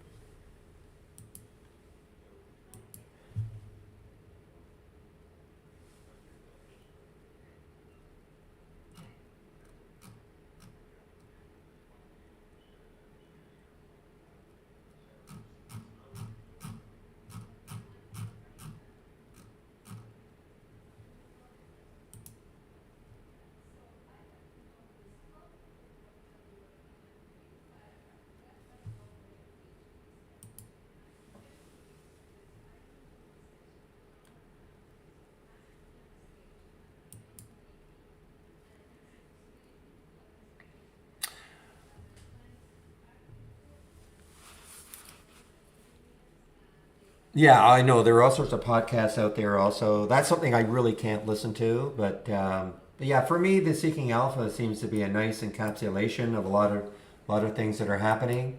I like the way it's presented, but I'm sure there are tons of other sites out there.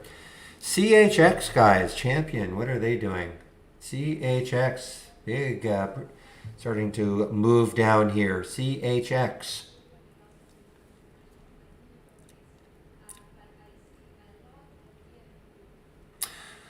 Well, how about that TCAT? That was a lot of fun. Let's see what it get all the way up to what? Got all the way up to 74, all the way down to 56. So almost a $20 drop, coming right back.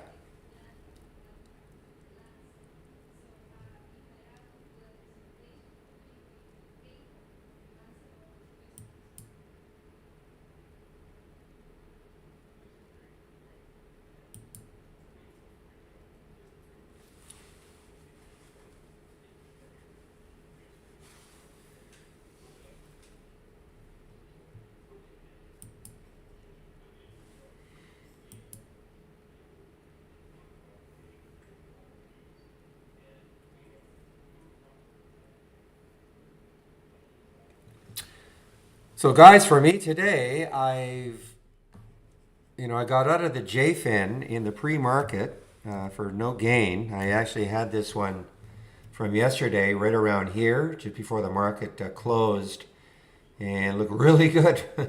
I was in around 13.15, held it overnight, looked really good. This morning, I got all the way up to 14 something, and then as it started to sink, when TCAT was moving higher and this one wasn't, I thought, uh-oh, something's going on. There's a disconnect here.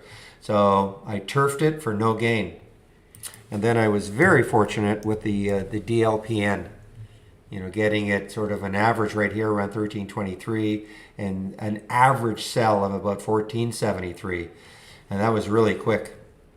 And that was it. That was it.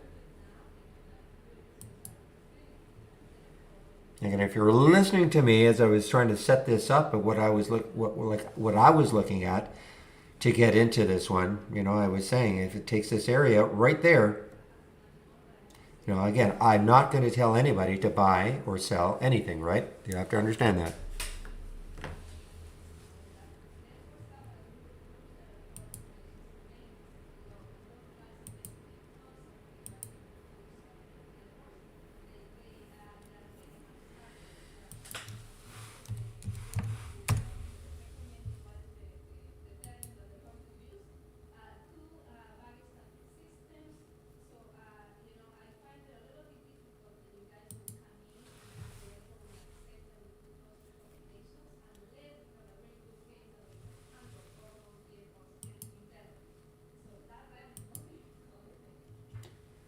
Sierra Wireless, little breakdown here. Wow, this has got, let's see, what's the left? Looking left here, 1479. So there's the next low looking left. If it takes that out, then you've got down to 1422 or so. So this, on a percentage basis, if it can take out that 1470, it's got a shot to get down close to that 14 level. And that is SWIR. It's been kind of just hanging around this area, but all of a sudden a little bit of volume came in on that 2 minute, forcing it down maybe. Ooh, so this one just got halted. SRAX just got halted. And some volume came in. Now, what is it stacking up to be? So far, I don't see. Okay, so right there is the next high looking left is 515. Boy, if it takes out that 515, it's got a shot to get into this area here, between the 6 and 7 mark.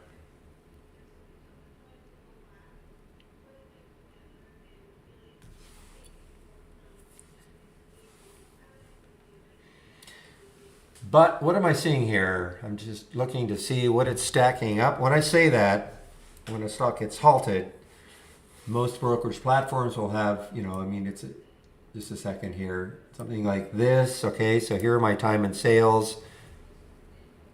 So this is what it's stacking up right now at 5.5. This is from Interactive Brokers, nothing to do with Trade Ideas. Okay, sometimes you'll see something dramatic. It could have been like 6.6. Now, that doesn't necessarily mean what we see right now doesn't necessarily mean that's where it's going to open. It'll fluctuate.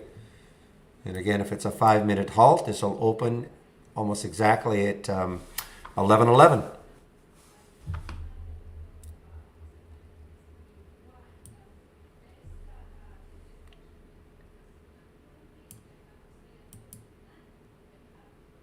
It's the only one. It was a good one briefly. It got halted at 415 and got all the way up to 489 before it pulled back.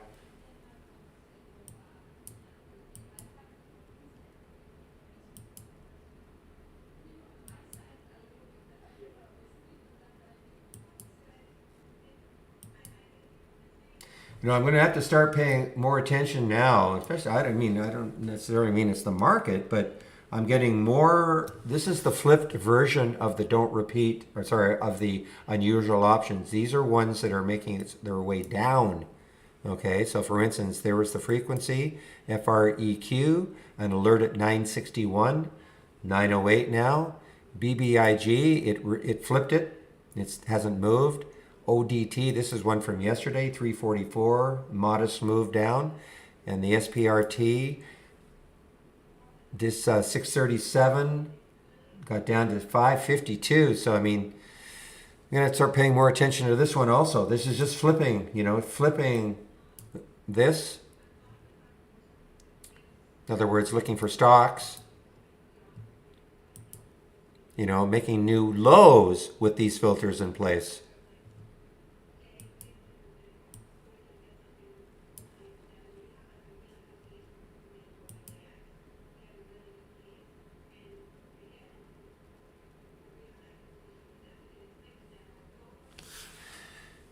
So we had a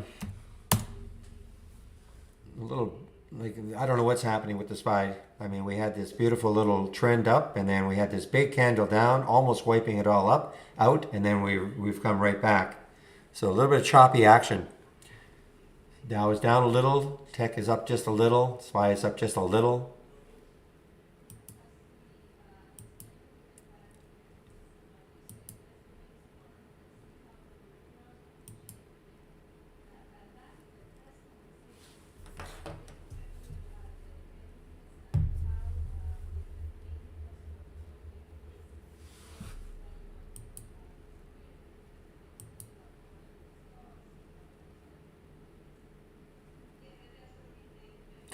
We can start paying more attention now to real scan with the toppers. Just can't pay enough attention to it early on anyway. So SRAX, let's see, 1111. All right, well, if this is going to be a 5-minute halt, this will open in 30 seconds. So I'll just keep this up here.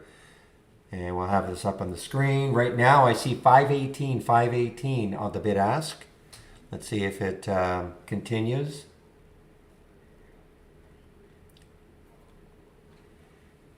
All right, we now have 10 seconds before this opens, if it's a 5-minute halt. 4, 3, 2, 1, boom! There it is. And yeah, so we had a bit of a pop.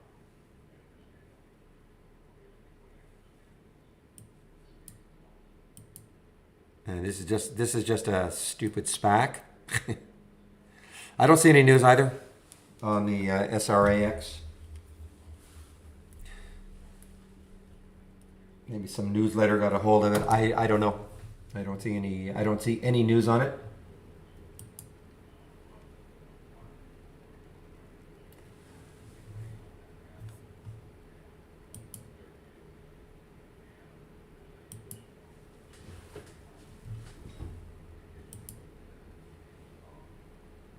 I mean, it had some news in the afternoon yesterday. Some addition to the board of directors, but that can't be it. Well, this has got room now. I mean, this has definitely got some room if it wants to keep running. SRAX. It's a low float, 13.4 million in the float.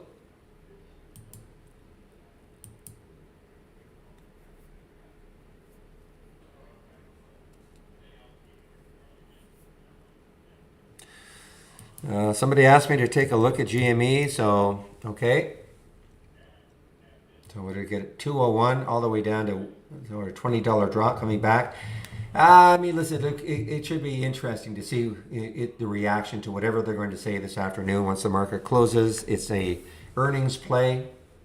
I think they say that it's going to be 5 o'clock, not 4 o'clock. So might have to wait a while to see whatever reaction there's going to be.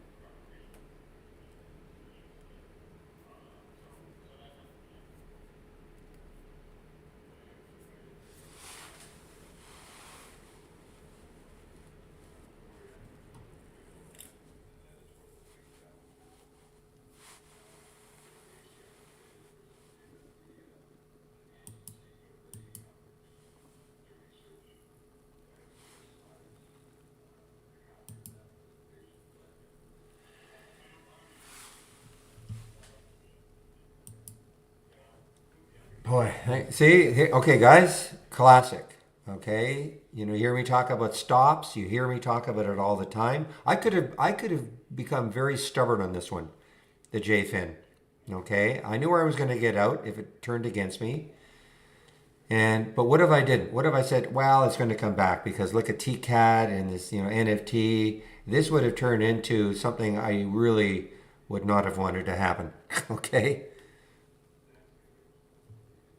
So that's why you have your stop and you just move on. Don't worry about it.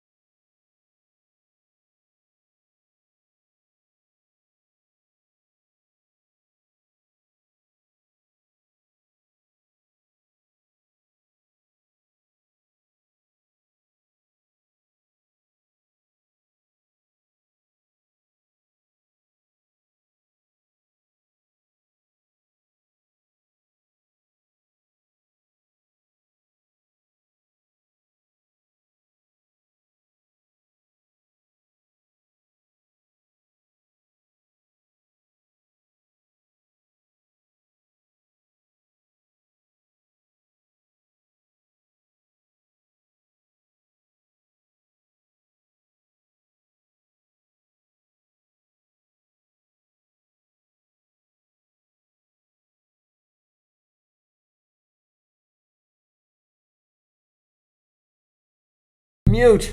Sorry, thank you, Dreamer.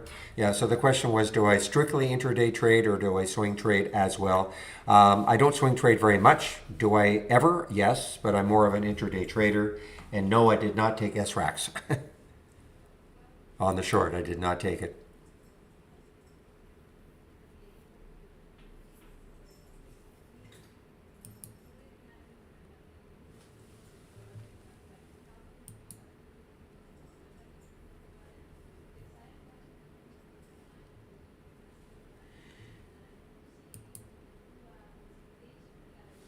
You know, if you'd taken that short, it would have been a pretty quick one. That has really bounced right back up, the SRAX. See if there are any...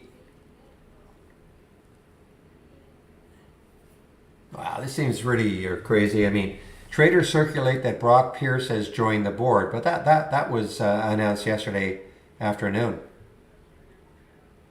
So I don't know who this Brock Pierce is.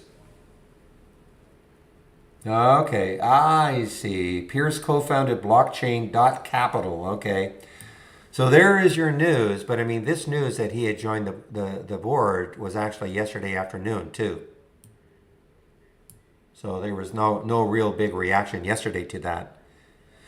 But I guess they're pumped now. People are trying to pump the fact that he's on the board.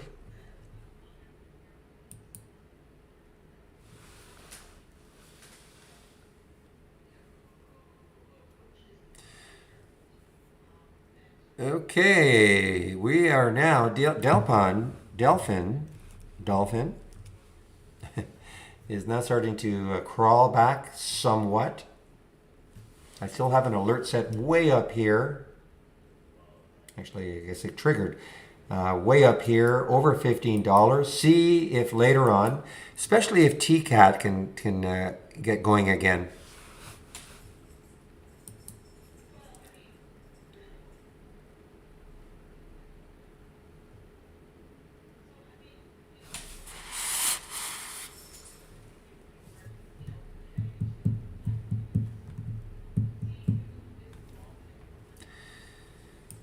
Boy, this is still what an AI alert yesterday to short at what 5 something, or sorry, 469, still moving down.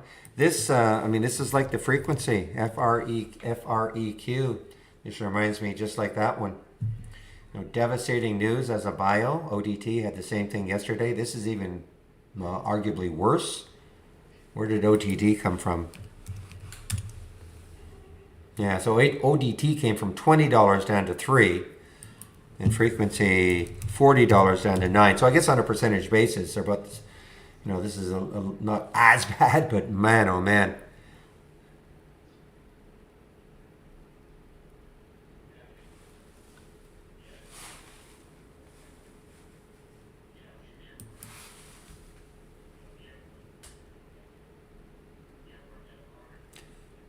Now the difference between ODT and this one is that their news ODT was that they're stopping the trials and quote unquote the company could go out of business.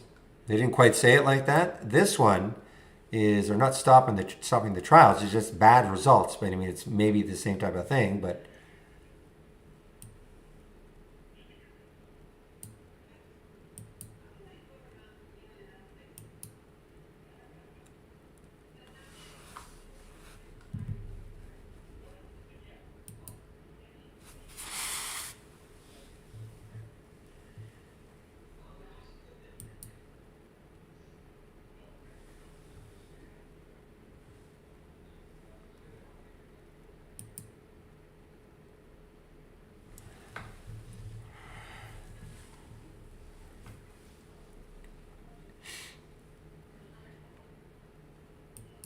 so the AI not having a wonderful day here. Well, let's just see one thing though. 49.38.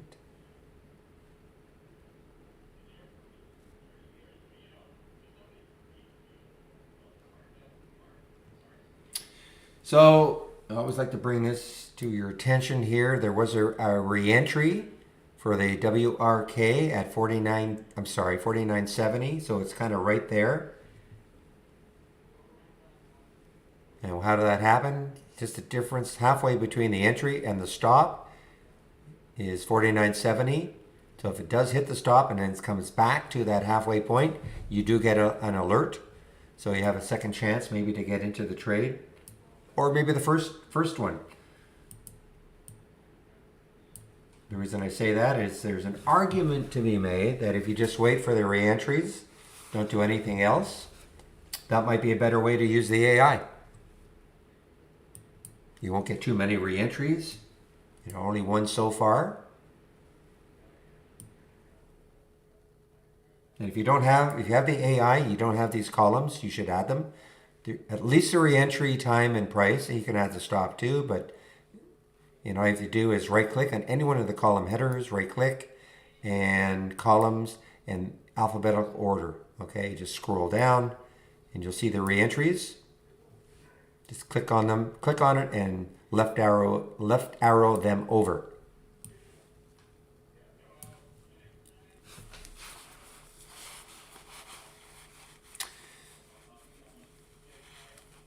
Dolphin on the move, guys. I'm not in it. DLPN, not in it.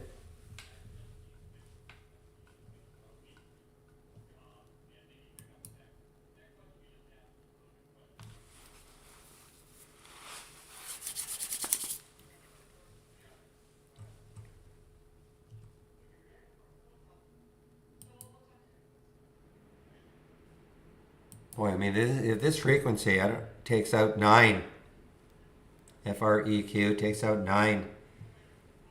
I mean, this just keeps plummeting. I mean, it's already down 75%. I get that, but I just can't imagine being a shareholder here.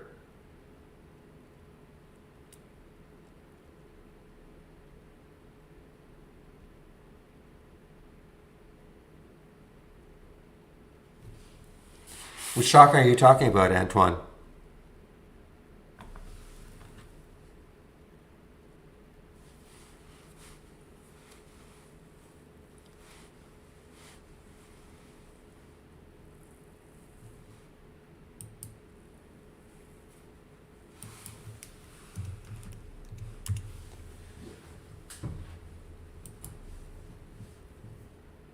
You're talking about DLPN? No, you can't be talking about DLPN. So what stock are you talking about went to a 52-week high?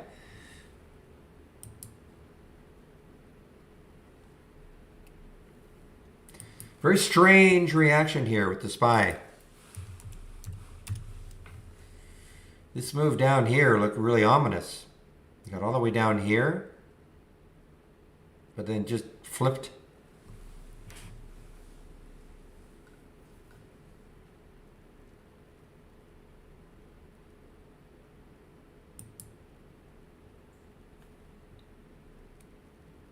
Oh yeah, I mean, yeah, the news obviously was really bad for frequency.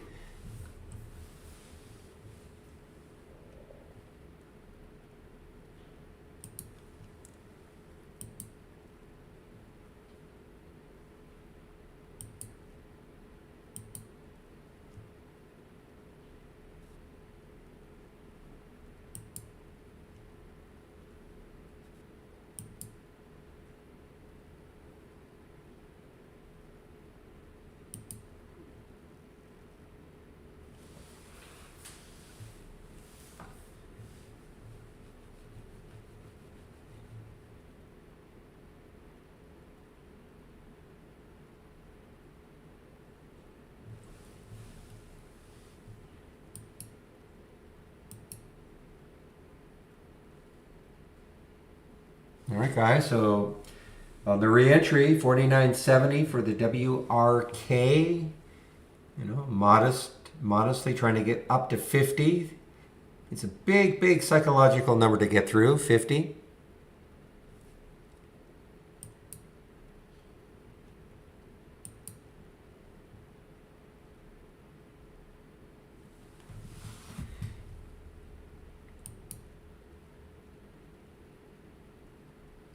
But what a short that would have been, this Solly. I know it was on Real's list earlier.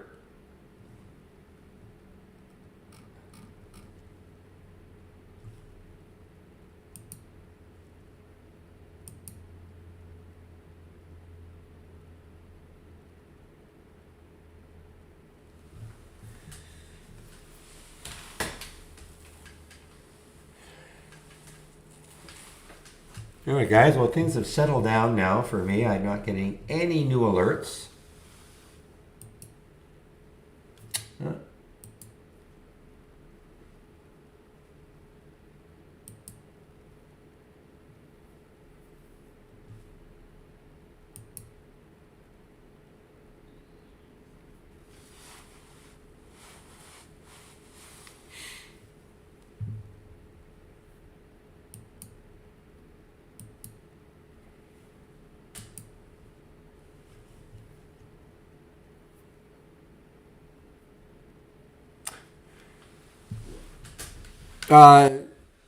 Nothing really, Michael. It's just a hotkey. Okay, so if I want to get out of, if I were in a position, you know, I would just highlight it and flatten, and that gets me out of the that flatten is selling it. Or I could go in and sell, you know, at the market. It's just this is just a hotkey. You know, I could sell, click the sell. It's just a hotkey. So there's really no difference.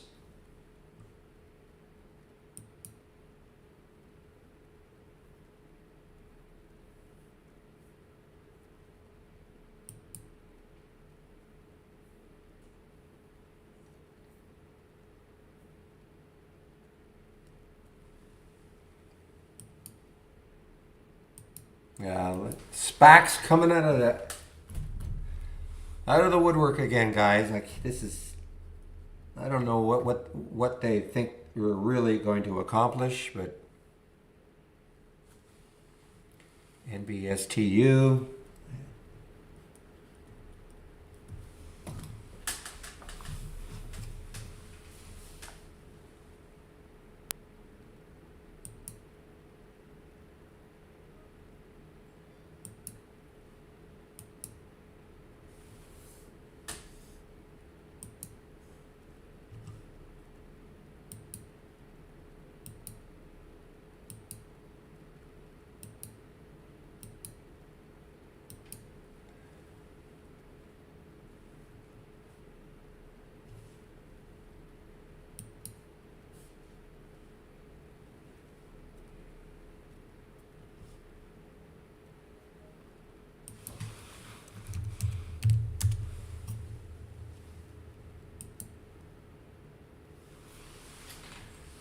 Nope. Not a good day for the EAI. Nope. Not yet anyway.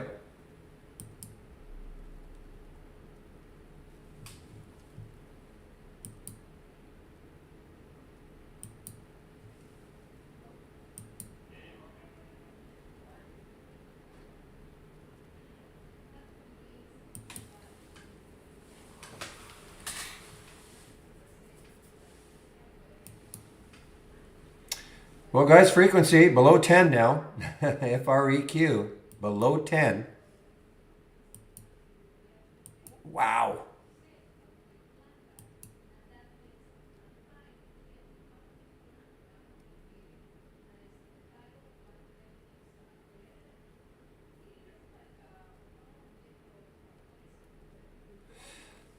What's my opinion of news? Well, it's one of those stocks I really don't like. I mean, as a company, but I mean, I'm not going to dispute the fact that I guess it had some news with Shaquille O'Neal. That's all I can say. You know, it's a huge float, 283 million in the float, so it takes a bunch to move it, but it's had a a good day today. If you believe this news that somebody said something to do with Shaquille O'Neal is enough to keep it going, then go for it. Otherwise, we've seen this act before with GNUS, but maybe now it's going to be able to sustain it somewhat. That's all I can say.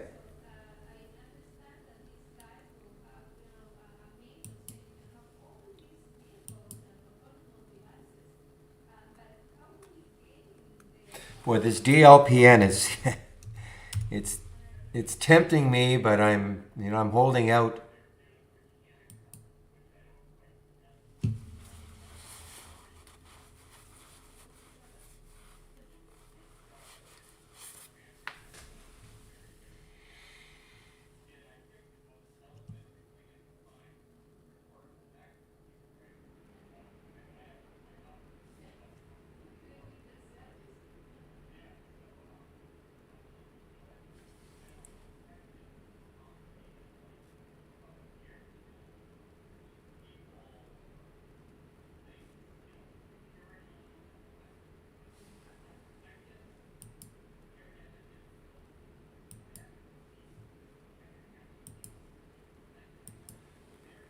Oh my goodness! So there it is. It's now above 15. Dolphin.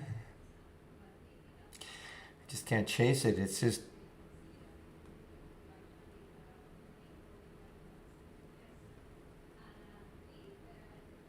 yeah. The one I would have really liked to have taken was. I just can't pay attention to it. Real. I got too many other things going on. Hopefully in the afternoon, we'll still have some stuff. But Solly is the one that really caught my eye. The SOLY.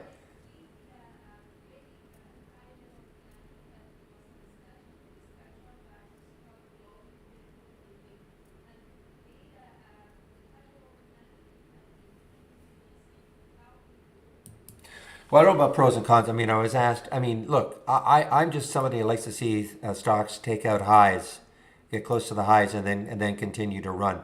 Many other people will never trade like that. They'll rather buy in the dip. So, I can't. I mean, obviously the DLPN. I mean, if it takes out if it takes out that this high way up here, it could continue to run. There's really no.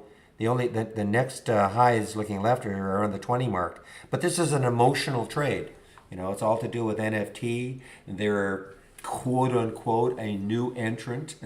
Okay, so there's going to be some buzz. But with a low float like that, anything can happen. And it has. I mean, look at this. I mean, it got up to 1574 and it drops all the way down to 1182. I mean, we're talking about a $4 drop. So you just have to be careful. I can't. I don't. I'm never recommending people take this trade. I'm just kind of indicating, what I look for, and if a person wants to take the trade, great. If not, I completely understand.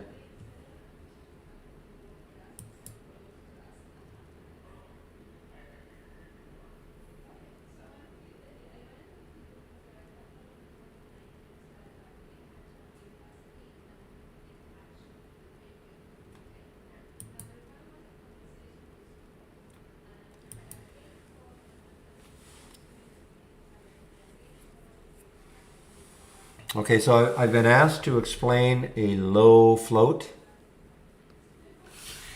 So, and again, this is subjective also. So I consider anything under 20 million shares a low float, all right? So what is the float? You see that float right there? So that 5 million, what that means is that there are 5.3 million shares available to trade every day. So when that number is very, very low, and 5 is low, very low, and again, I look at anything under 20 million as a low float. When you have a low float situation and you have, for whatever reason, high demand, look how many shares are traded, 70 million shares. You know, so that has traded the float, what, 13 and a half, almost 14 times. It traded the float over and over and over again. That's you know, huge, you know, lots of action on this stock. Why? Because they came out and said, hey, we're going to be an NFT player also. So again, whether a person thinks that news warrants all this activity, doesn't really matter. You know, it's happening.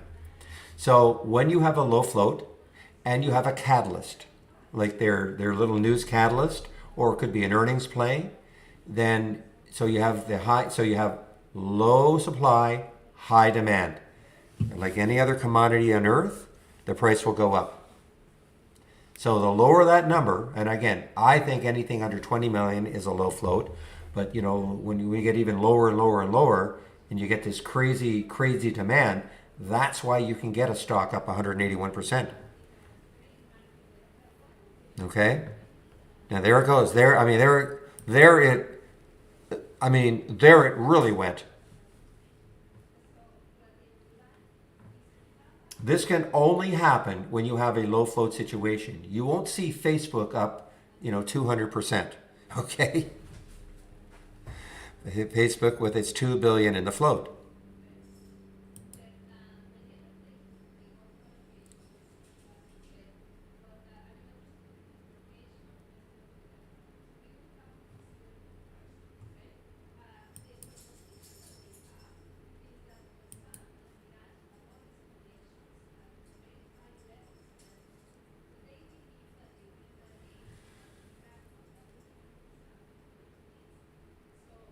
Okay, well, I did that with AESE and it didn't fill it right away as a limit order. So you're talking about if I wanted to take this at say 15?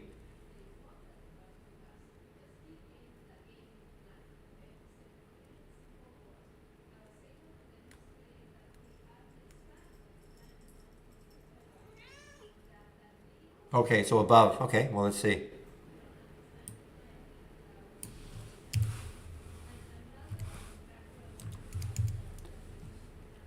No, this might move. Why don't I put 1650? Well, this might move right. Oh, okay, it doesn't look like it's going to now.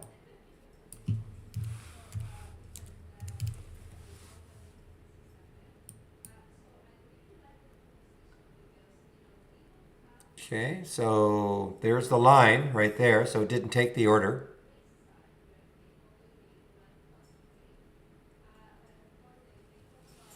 This did it. This did what it was supposed to do.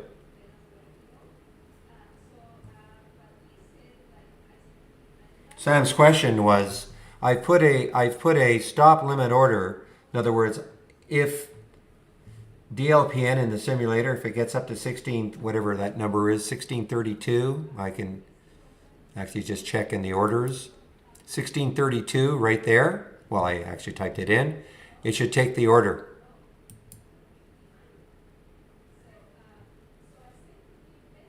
Okay, so Michael, did that make sense regarding the low float?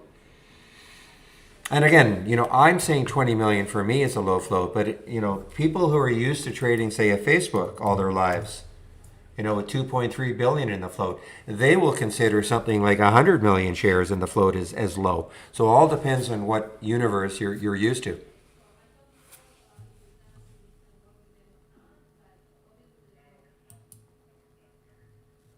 Now, I don't only trade low float stocks. It just happens that most of the things that are really, really active and moving and giving these huge percentage moves, you know, they almost have to be low float.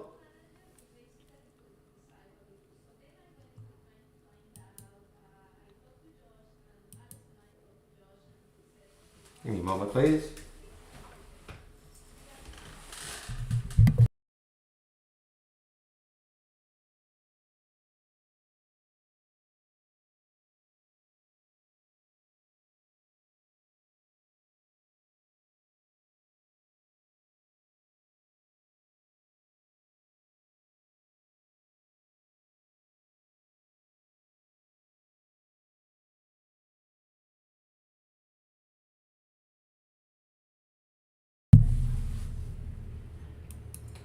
Another SPAC.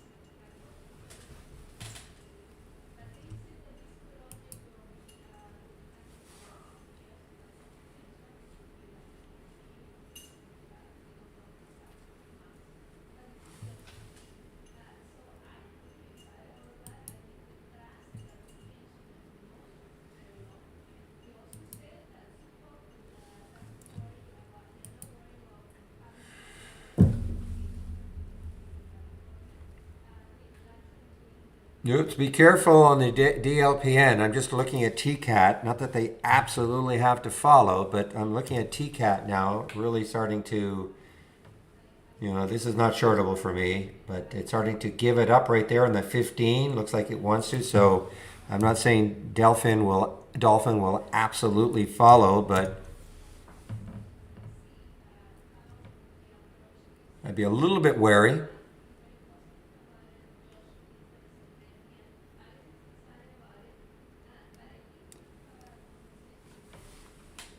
I wanted to ask if you shorten it. I don't know what you mean, Sam.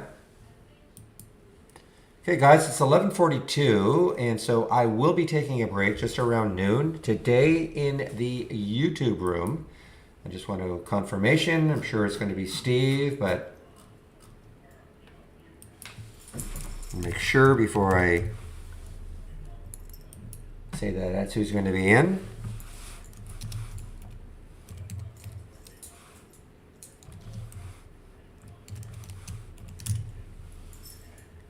Righty.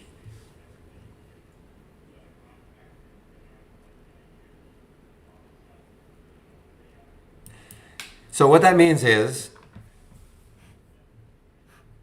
okay, so let's, so let me just get rid of that order.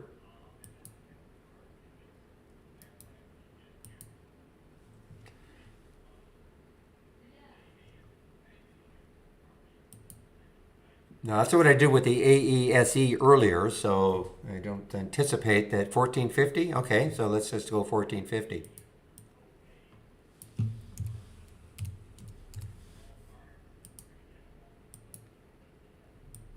Gotta hurry before it gets there. Okay, buy it. And there it is. So it's acting the same. I don't know what's going on with on your end, but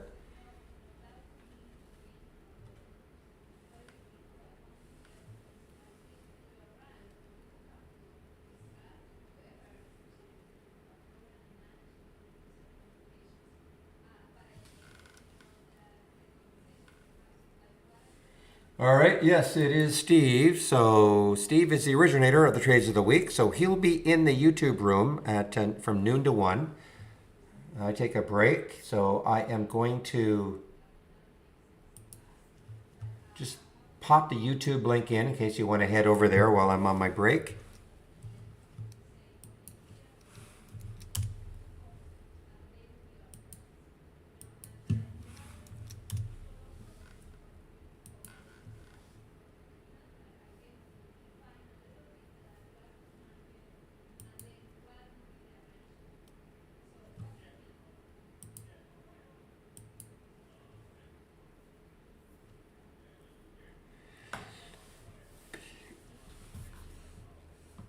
Yeah, PSTV had news this morning, but it really fell off. It really fell off. I don't know what's happening. Yeah, I mean, I hate to say it, but it's junk now. It's a low float, 8.8, but I mean, it had news this morning, some kind of a master agreement, services agreement. Market all excited about it, but I mean, it's just fizzled completely.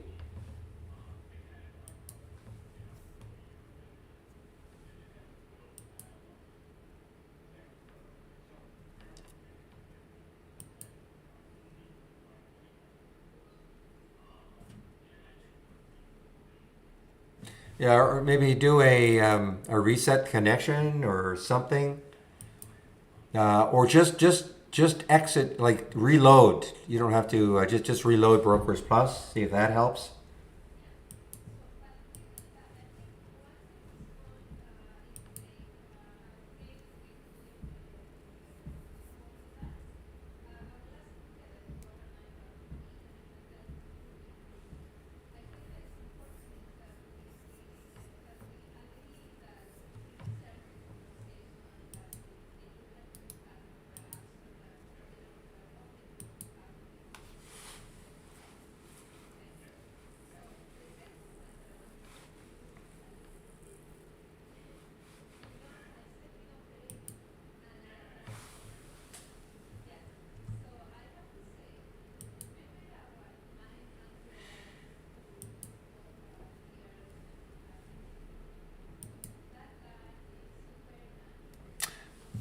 All right, guys. So looking at this, man, that dolphin.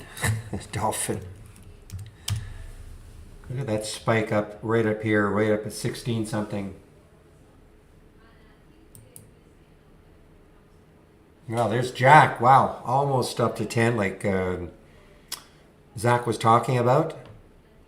There's the next high looking left is, well, it's above that, 953. So the next high looking left is around 1058.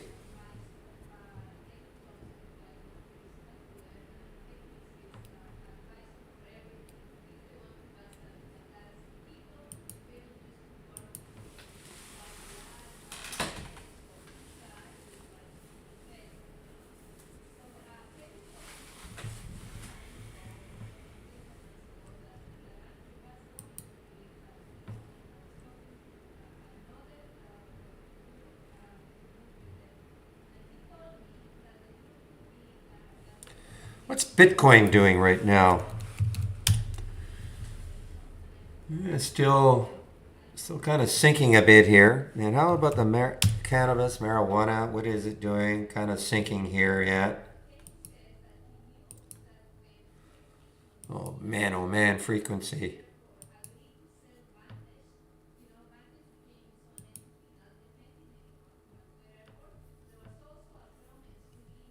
Well, there's I mean, again, there's the next high looking left. So 10, in my opinion, psychological number to get through. If it does, then the next high looking left is 1058.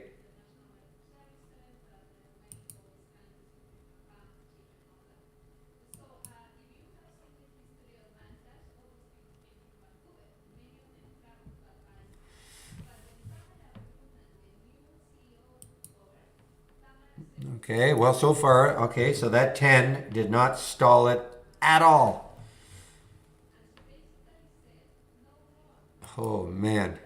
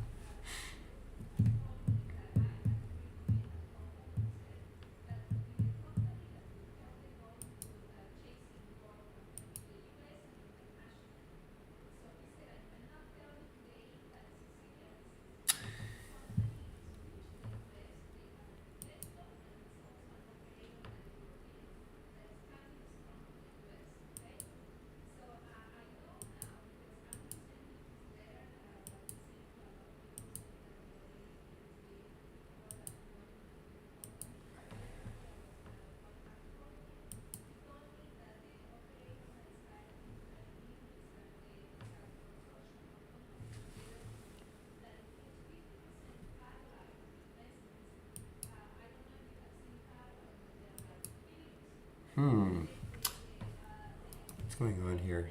Just give me a moment here, please.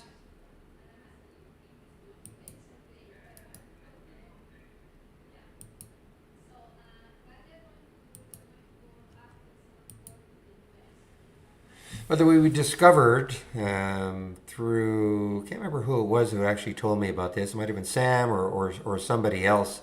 You can finally put a sound alert here. So when a trade gets taken, you can put a sound alert. You have to go to executions, right click on the executions, or right click, I guess, on the symbol, and then actions, and then just follow. And then you'll get a sound alert every time a trade happens in here. Problem is, I got that sound alert and no trade came in, so I must have it on another window too, which is not good. So the whole idea of putting sound alerts, put a unique one on for each alert window, so you know what window to look at.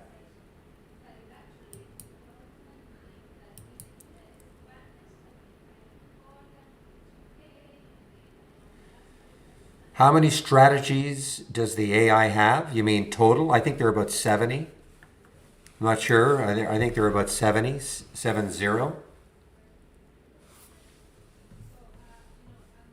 So those get optimized once the market closes every night. They go through that optimization procedure.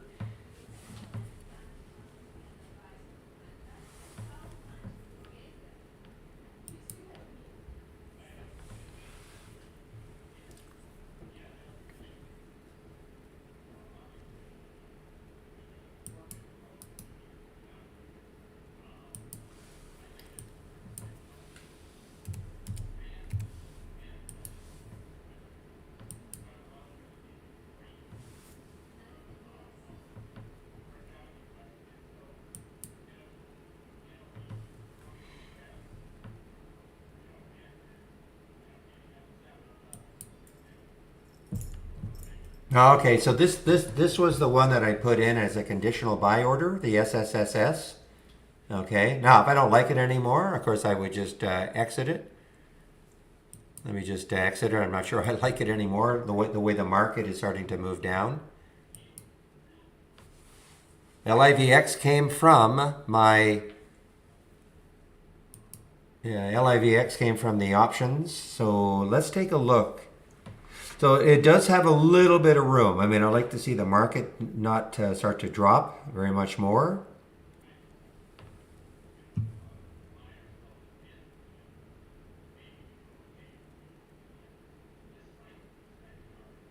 Yeah.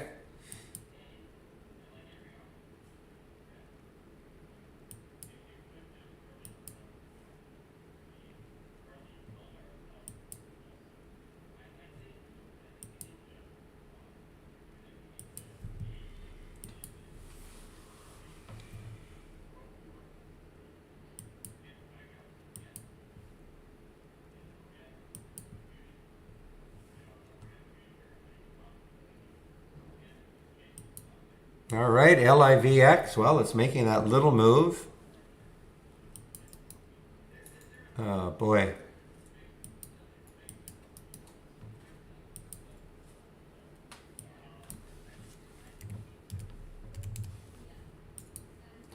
Well, I said, guys, the frequency takes out that whole number.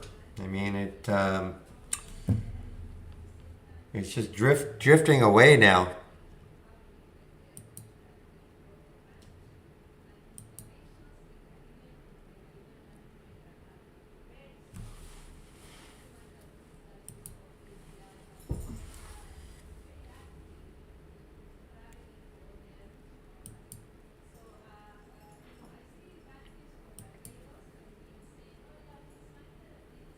So what this market is doing right now, I'm not that wild about being even in the simulator. So I'm just going to flatten out of this in the simulator for LIVX.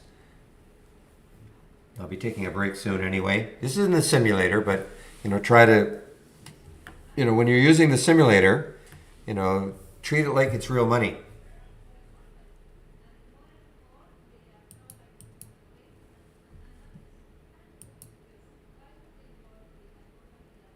Now, with this market doing what it's doing, oh man, is right.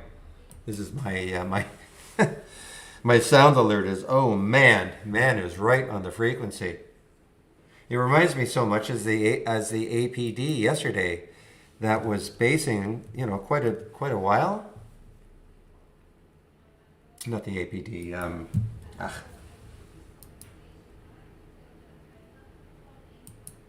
ODT.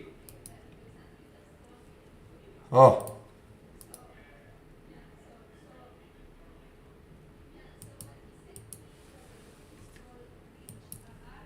the ODT yesterday.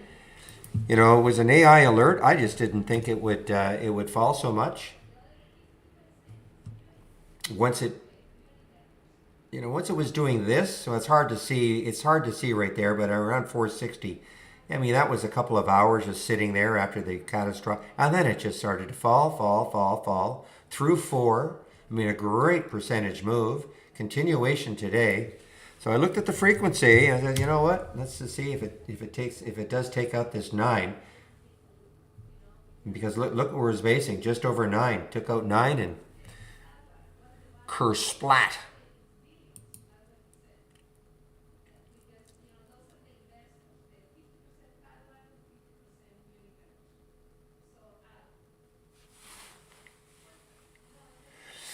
All right, guys, so I'm just waiting for Steve to show up in the YouTube room. And again, if you want to head over there at noon, he's way more of a swing trader than I am, number one, and he is the originator of the trades of the week. Macy's did not trigger. In fact, my guess is that it won't, even if it trigger, I think that's about to stop anyway. So probably this is, even if it turned around tomorrow and got back up to 19, whatever. But it did not trigger. It's right here. Okay, I'll give it to you. He doesn't mind.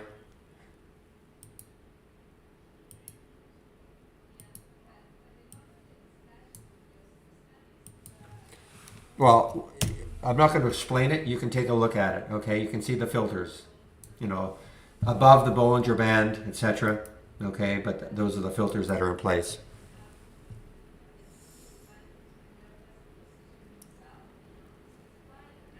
Okay, good, Sam.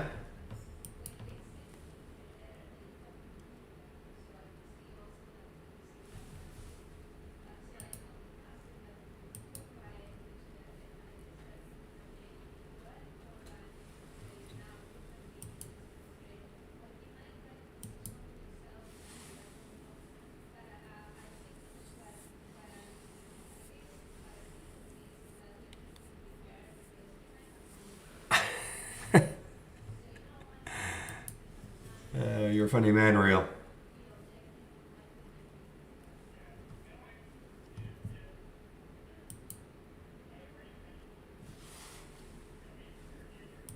Well, LIVX is actually starting to still move here.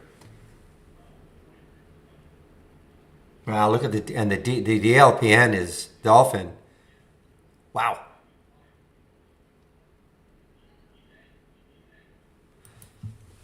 This will be so interesting to see how this thing closes today. If it can, maintain near the highs of the day.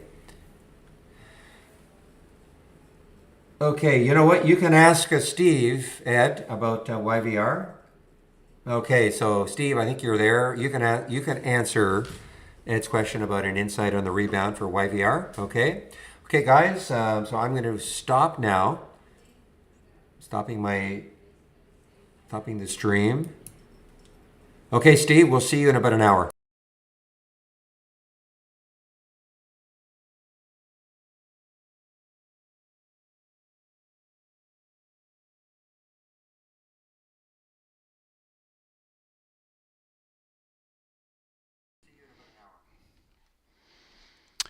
All right. Hello. Thank you, Barry. And yes, on the handoff, I see your question, Ed. Let me rephrase. Let me reread. Any insight on this rebound, Barry? Strike through, Steve.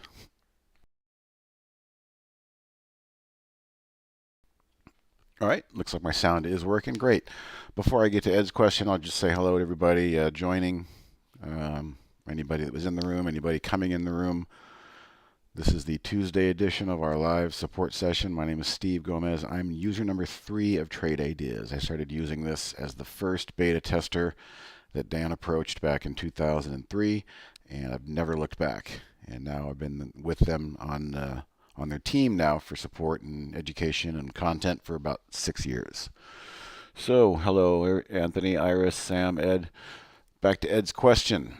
He wants to know any insights on this rebound. Well, let me go to my daily chart there. Beautiful looking daily chart as we came into the week. What I mean by that is nice strong candles, and they're all really obeying that 10-day moving average. And now we have a real big push today. And I shift to the 15-minute perspective. That's all I use, the daily and the 15-minute. And when I look at the 15-minute, I use that same 10-period simple moving average, and we can see that it is attempting to push. If that's what you mean by the rebound, it looks like $6 is pretty strong support here. They couldn't get a candle really to close below $6, and now that moving average seems to be pushing the issue higher. So all systems are kind of go here in the moment there for you, Ed. I think that's not a bad looking trade. Ideally, it comes back to try and get back above, test those prior highs. What I would be watching, and it's what I'm always watching to try and gauge momentum, is if this 15-minute candle or one of these candles decides to roll back over and post a closing candle below the 10-period simple moving average. That's my signal right there that the momentum is usually died on the intraday. So we don't have that. Hopefully we don't get it, because I take it you're long there. And yeah, it doesn't look bad.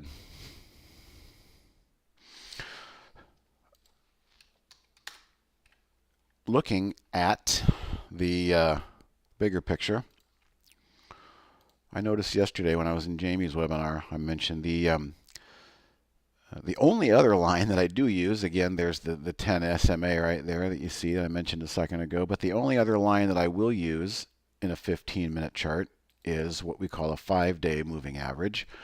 And since it's a 15-minute chart, the way I draw it is using 130 candles.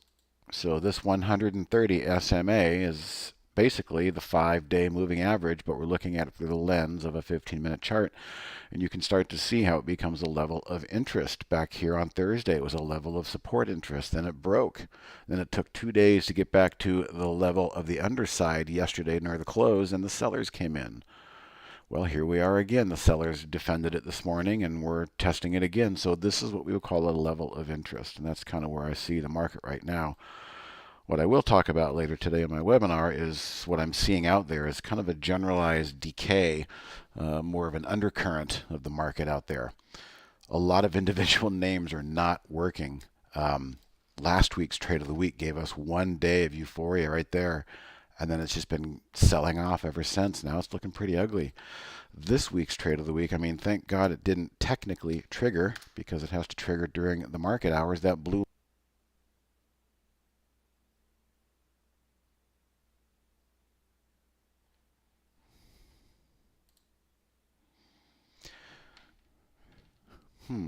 seems like my internet is acting up. Oh, maybe I'm back. Let me just take it off mute here.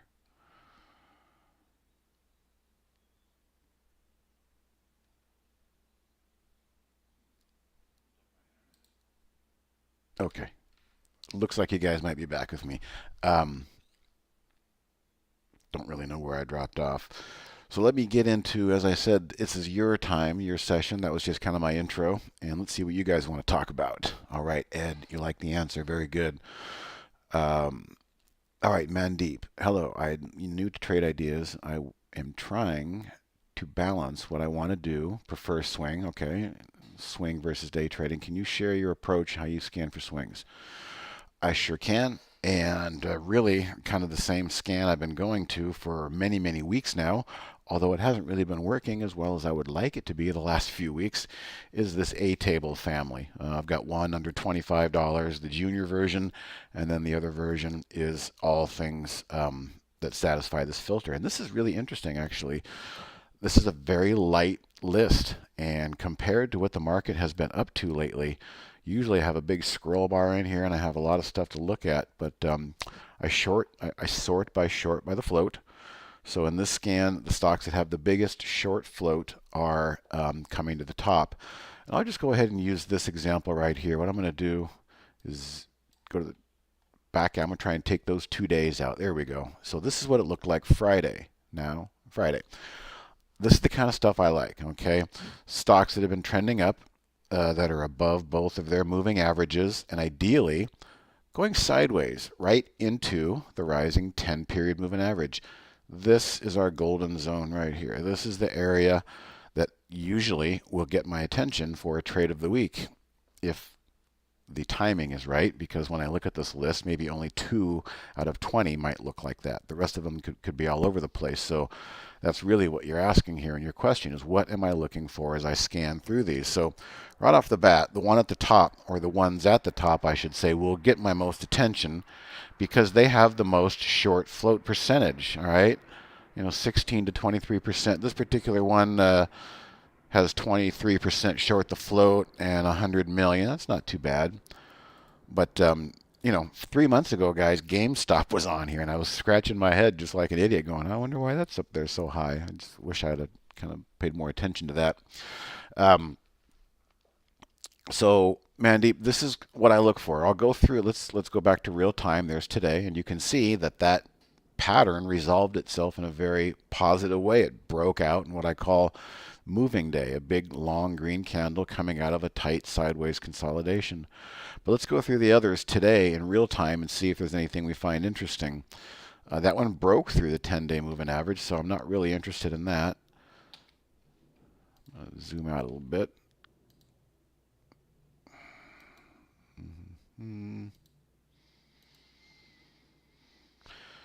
Well, RVLV could be interesting. It's been a very volatile name. It was a prior trade of the week, but it's pulled back and it is hanging out and loitering right here at its 10 period. This could be something to watch, possibly. But nothing is really grabbing my attention as this is the one yet. And that just might be the case. Sometimes what I'll do is I'll open this up a little bit. I can go to configure and I can take that composite score and I'll say, show me everything with a 72 to a 79 score instead of an 80. So we'll have all fresh names in here. Oh, there's a few new names, isn't there? Another iRobot has been, iRobot might be one to keep an eye on, guys.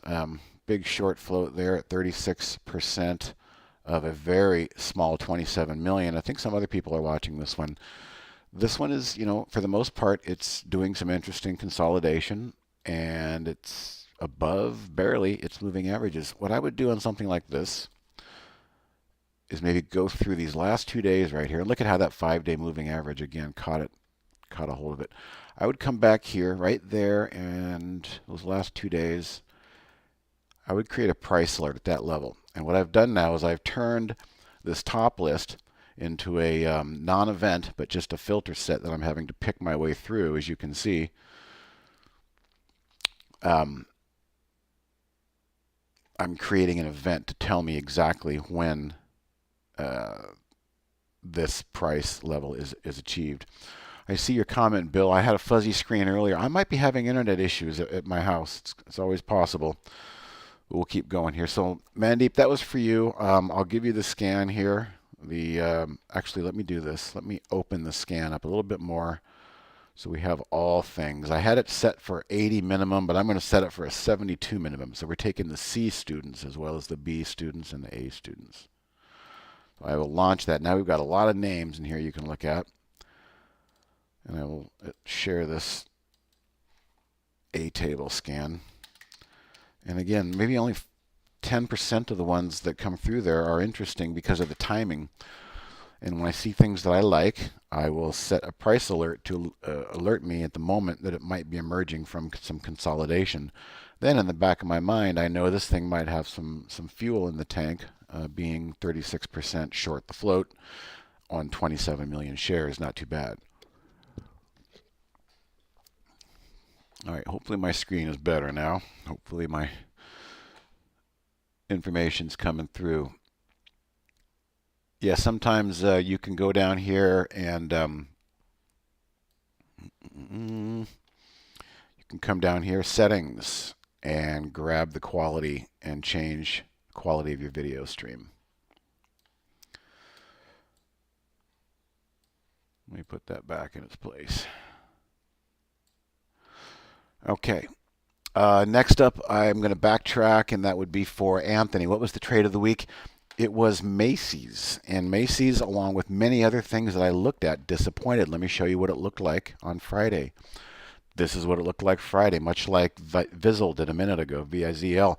Nice push higher, came back. Now, in a market that I remember just a few months ago in the fall, we had things that were in motion. They would push up and they would pull back and they would bounce off their 10 period and resume their momentum. I'm not seeing that in many, many, many names, including Macy's. And again, I'm so glad it didn't trigger taking out that high of that little doji. It never got there. It just started selling off. And this is very unusual. It's a big change from some of the action that we've noticed over the last year. And this thing just keeps going lower. I put a little simulated buy tag in there just to see if it did bounce off that 20 to make a point, but it's not stopping anytime soon. But again, I'll go over some of the other names I sent out in my afternoon webinar, and they're all failing too. So there's a lot of undercurrents that are just not looking good right now and making me not so bullish. I know that the congressional testimony was supposed to start, I think, with Yellen and Jay Powell. So Macy's, to answer your question, is the trade of the week. It has officially not triggered, and I'm just going to say let it go because I don't think anything's working. Again, I was going to try and make a point that when the 10 period fails, that buy tag at the 20 sometimes can act as a backstop. There's many instances where a good setup blew through the 10 period and found a backstop and a springboard off the 20, and that became a good entry point. But that, in the moment here, doesn't even look like a good case scenario. All right, Sam, sorry, can you please repeat the agenda for this evening's webinar? Oh, I'm just going to go over the decay that I'm seeing in many individual names, much like I'm talking about right now. So it's nothing really scan related, nothing really alert related. It's just my observations of doing this many years and starting to see some shifts in the winds and the currents that might not be indicated fully by the NASDAQ and the S&P. Now, technically speaking, the NASDAQ needs to get back above this flattening 50-day moving average in blue. This, to me, is still, under pressure. All right, let's just draw the line. Boom, sellers. Pulled back, second attempt, sellers again. We've got to get back above here to get me a little bit more bullish. Is really a victory, not a little wick that pushes through. If anything, those wicks that push through and get repelled into the close and close under that 10 period and close under key moving averages rather than on top of them, that starts to wear down and starts to become slowly a caution flag for me. So I'm seeing a little bit of caution flags, even though the numbers are up. S&Ps are flat today. Okay, well, tell that to Macy's, which is down probably 8% in the last few days. Yeah, there goes my screen going fuzzy again. You're right, you guys. I'm probably having some bandwidth issues here. Let me turn a few things off. Let me turn a few things off that might be causing something like that.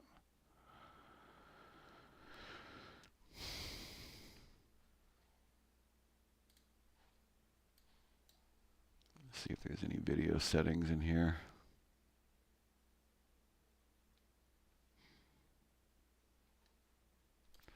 I noticed I was having some internet issues last night. It could be on my end, so I apologize for that. We'll do our best to get through it.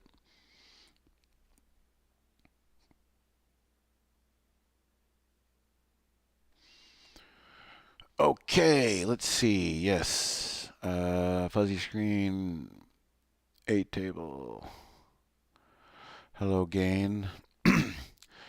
Do you know if E-Trade is still planned to be released? I wouldn't say this week, but E-Trade is still in the plans. But as you can imagine, it's a complex marriage between between two systems using an API. So it seems like when the bugs get fixed, another one pops up here and there, and we don't want to release it too soon. I don't want to say this week. Um, Possibly, it might be safe to say in the next 30 days, because I think we're having plans for our next test drive sometime in May, and I know it's the plan of the company to not have that test drive until the E-Trade is fully functional and everybody to come in and kick the tires and play with that. So once you see the plans for E-Trade, I'm sorry, the date set for our test drive, that's when you can be sure a date that E-Trade will go live. And yeah, I'm looking at the screen too. I see it. I don't know why it's so fuzzy. It must be on my end. It's nothing you guys are doing. Yep. It's unfortunate.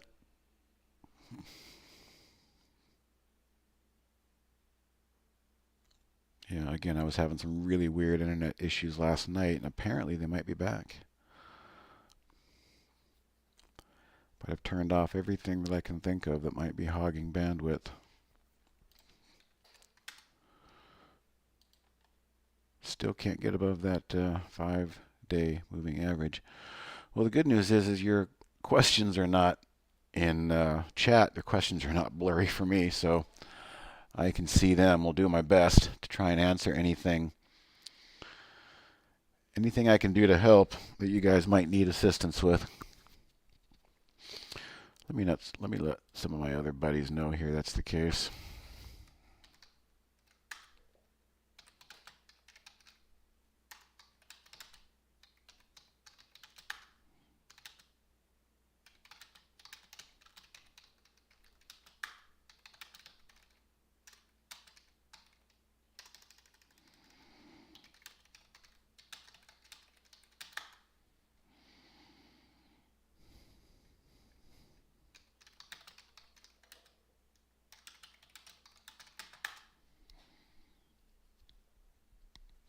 There might be a setting again that I can mess with here.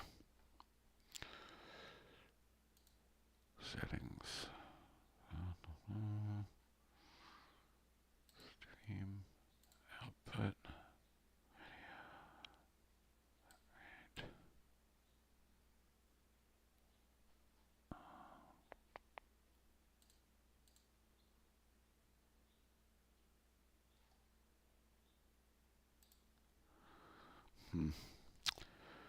I don't know, but I do still see it blurry there. It's really crazy.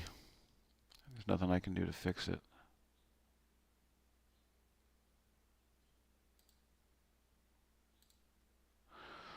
Well, actually, when I just clicked audio, you guys might need to go in there and just keep clicking settings, because I just went back to high def setting and it worked pretty good. I'm back to normal. Well, yeah, if you're having blurry settings or you just joined, again, click your little settings screen right here. It was blurry, and I went to this and reset that, and it came out really nicely. So, all right. Anybody have anything they need demonstrated, or you want to look at some charts? We can go whatever direction you want.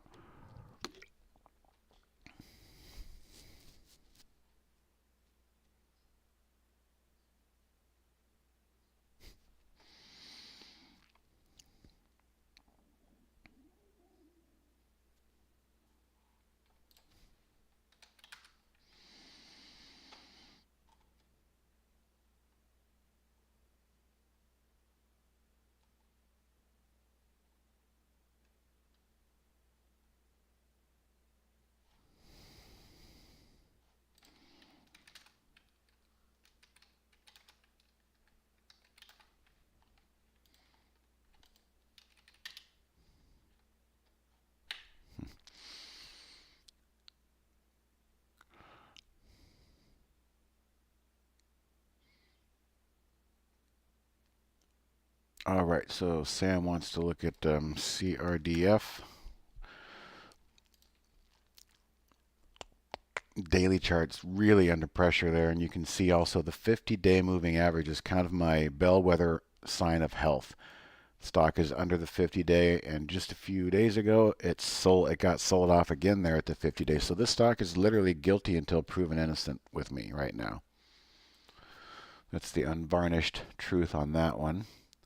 Ed, what charting software do you use? Hang on one second.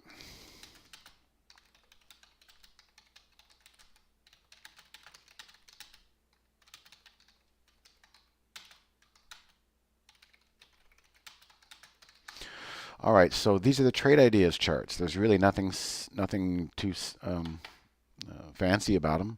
They're pretty basic charts. And by the way, if you're somebody who wants a tick-by-tick chart, every single tick, we don't have that. If you'll notice, some of you already have, this is kind of a pulse refresh rate, 8 to 10 seconds roughly on each update of the chart. So they're just there as kind of what would you call it? Just a reference point.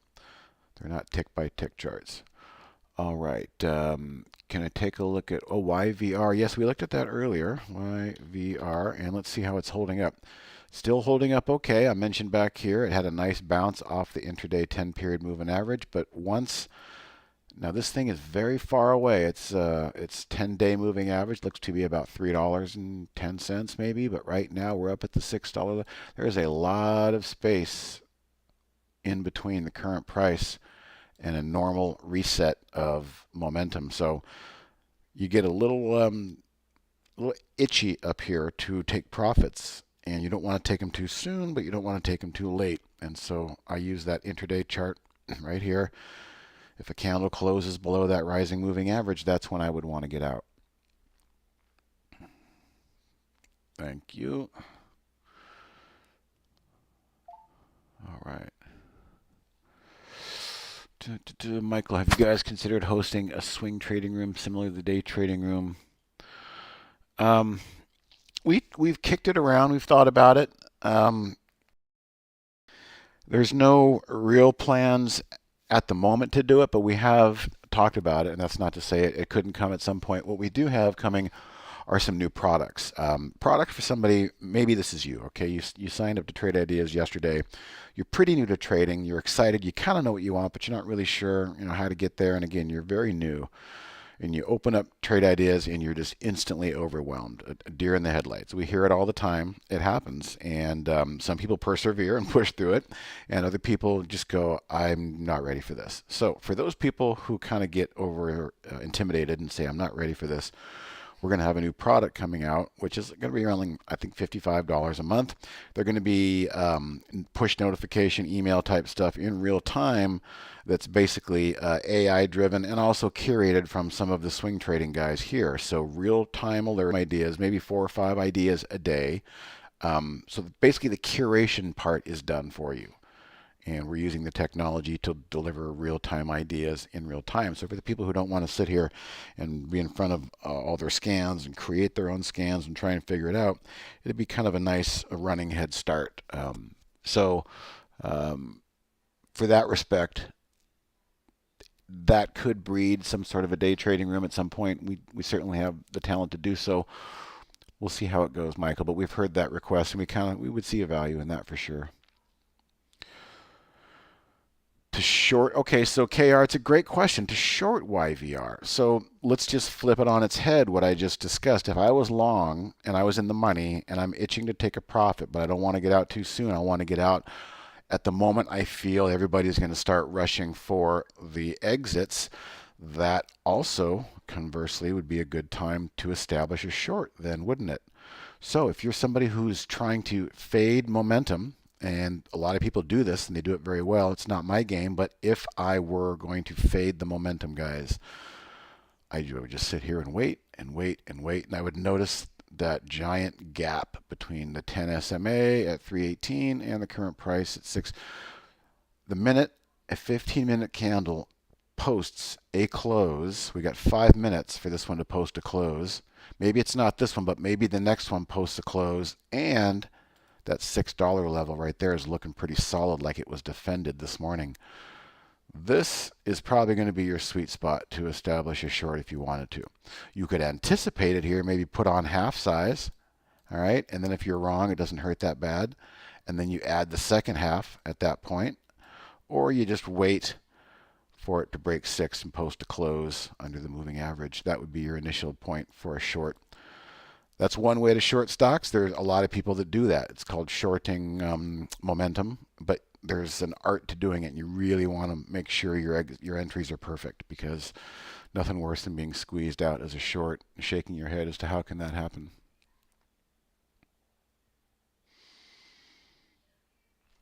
That's me right now, Mark. I kind of forgot what I was talking about.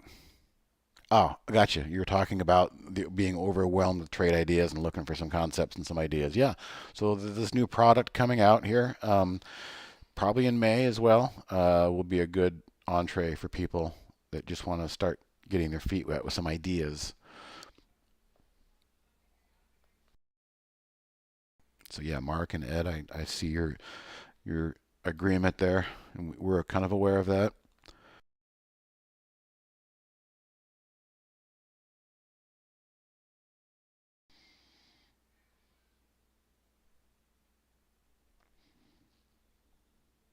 Boy, the AI is just not really doing much today, I'll tell you.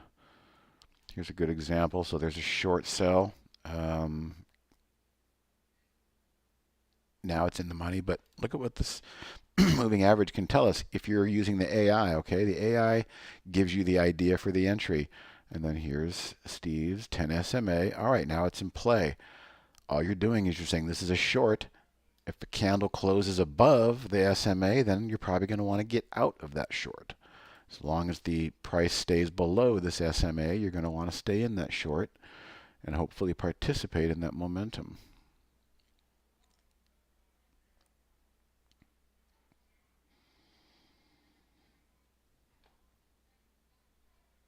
All right, bottom of the hour is here.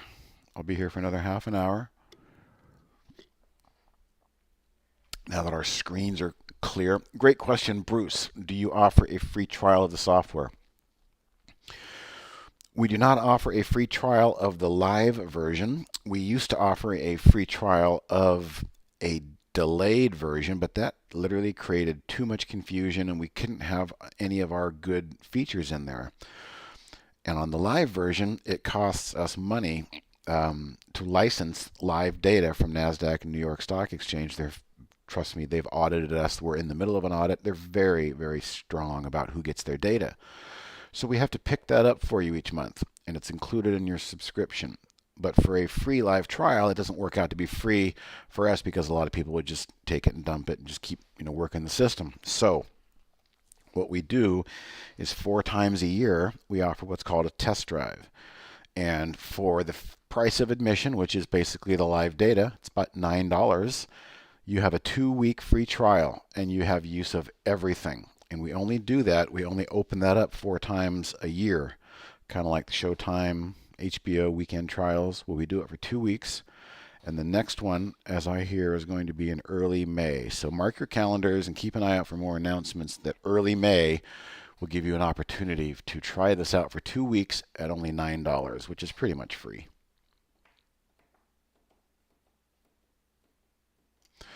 If you didn't get an email, okay, for today's webinar, Peter, at 5 Eastern, you're going to get that reminder email 1 hour prior. So as long as you signed up for the Trade of the Week webinar, you're in the system. The system will send out emails 1 hour prior to this afternoon's webinar. And I think we're going to change formats going forward sometime in the next week or two. We're going to just make it more like this is.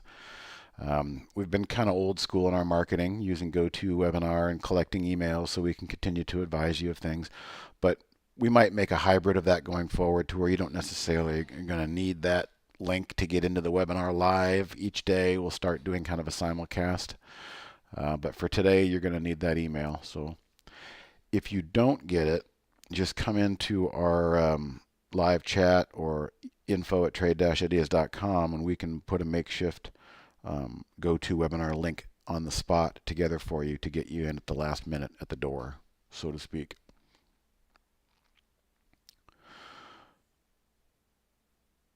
Yes, Mandeep, it is my personal preference to see a 15-minute for intraday. Why?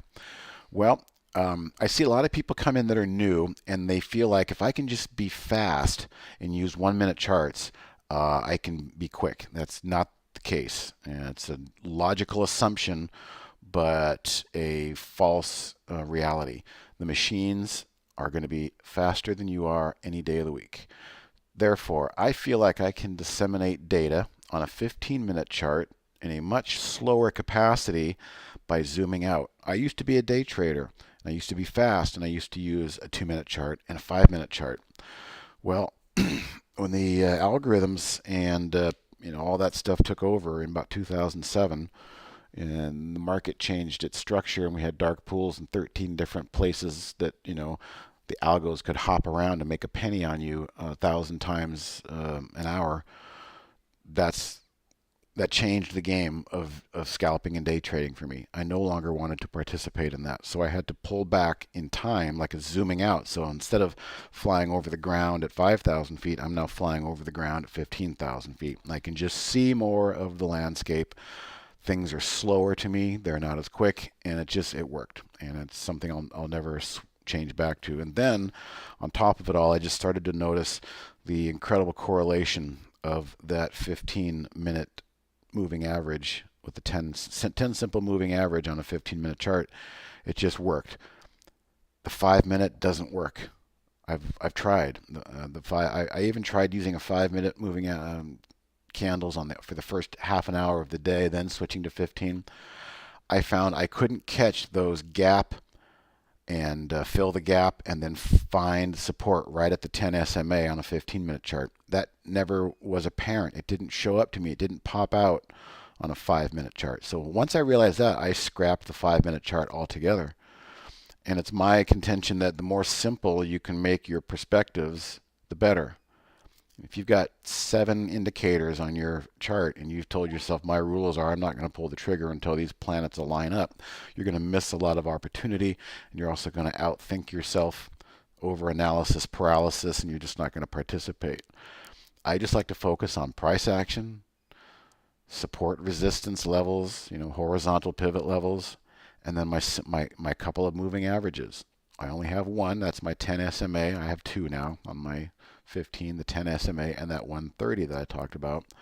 And on my daily, I just have a couple. I don't use MACDs or oscillators or Bollinger Bands. I just try to keep it as simple as possible. Now, that doesn't mean that is not right for you. You guys might, I know some great guys out there, a group that trades the Bollinger Bands extremely well. They buy very good support levels, and they sell very good extreme levels up above, and that works for them. You just got to find what works for you, but my point is, do it to a minimalist. Be a minimalist with your indicators. Don't be an over-analysis paralysis sufferer. All right, hope that made sense, because it was a good question.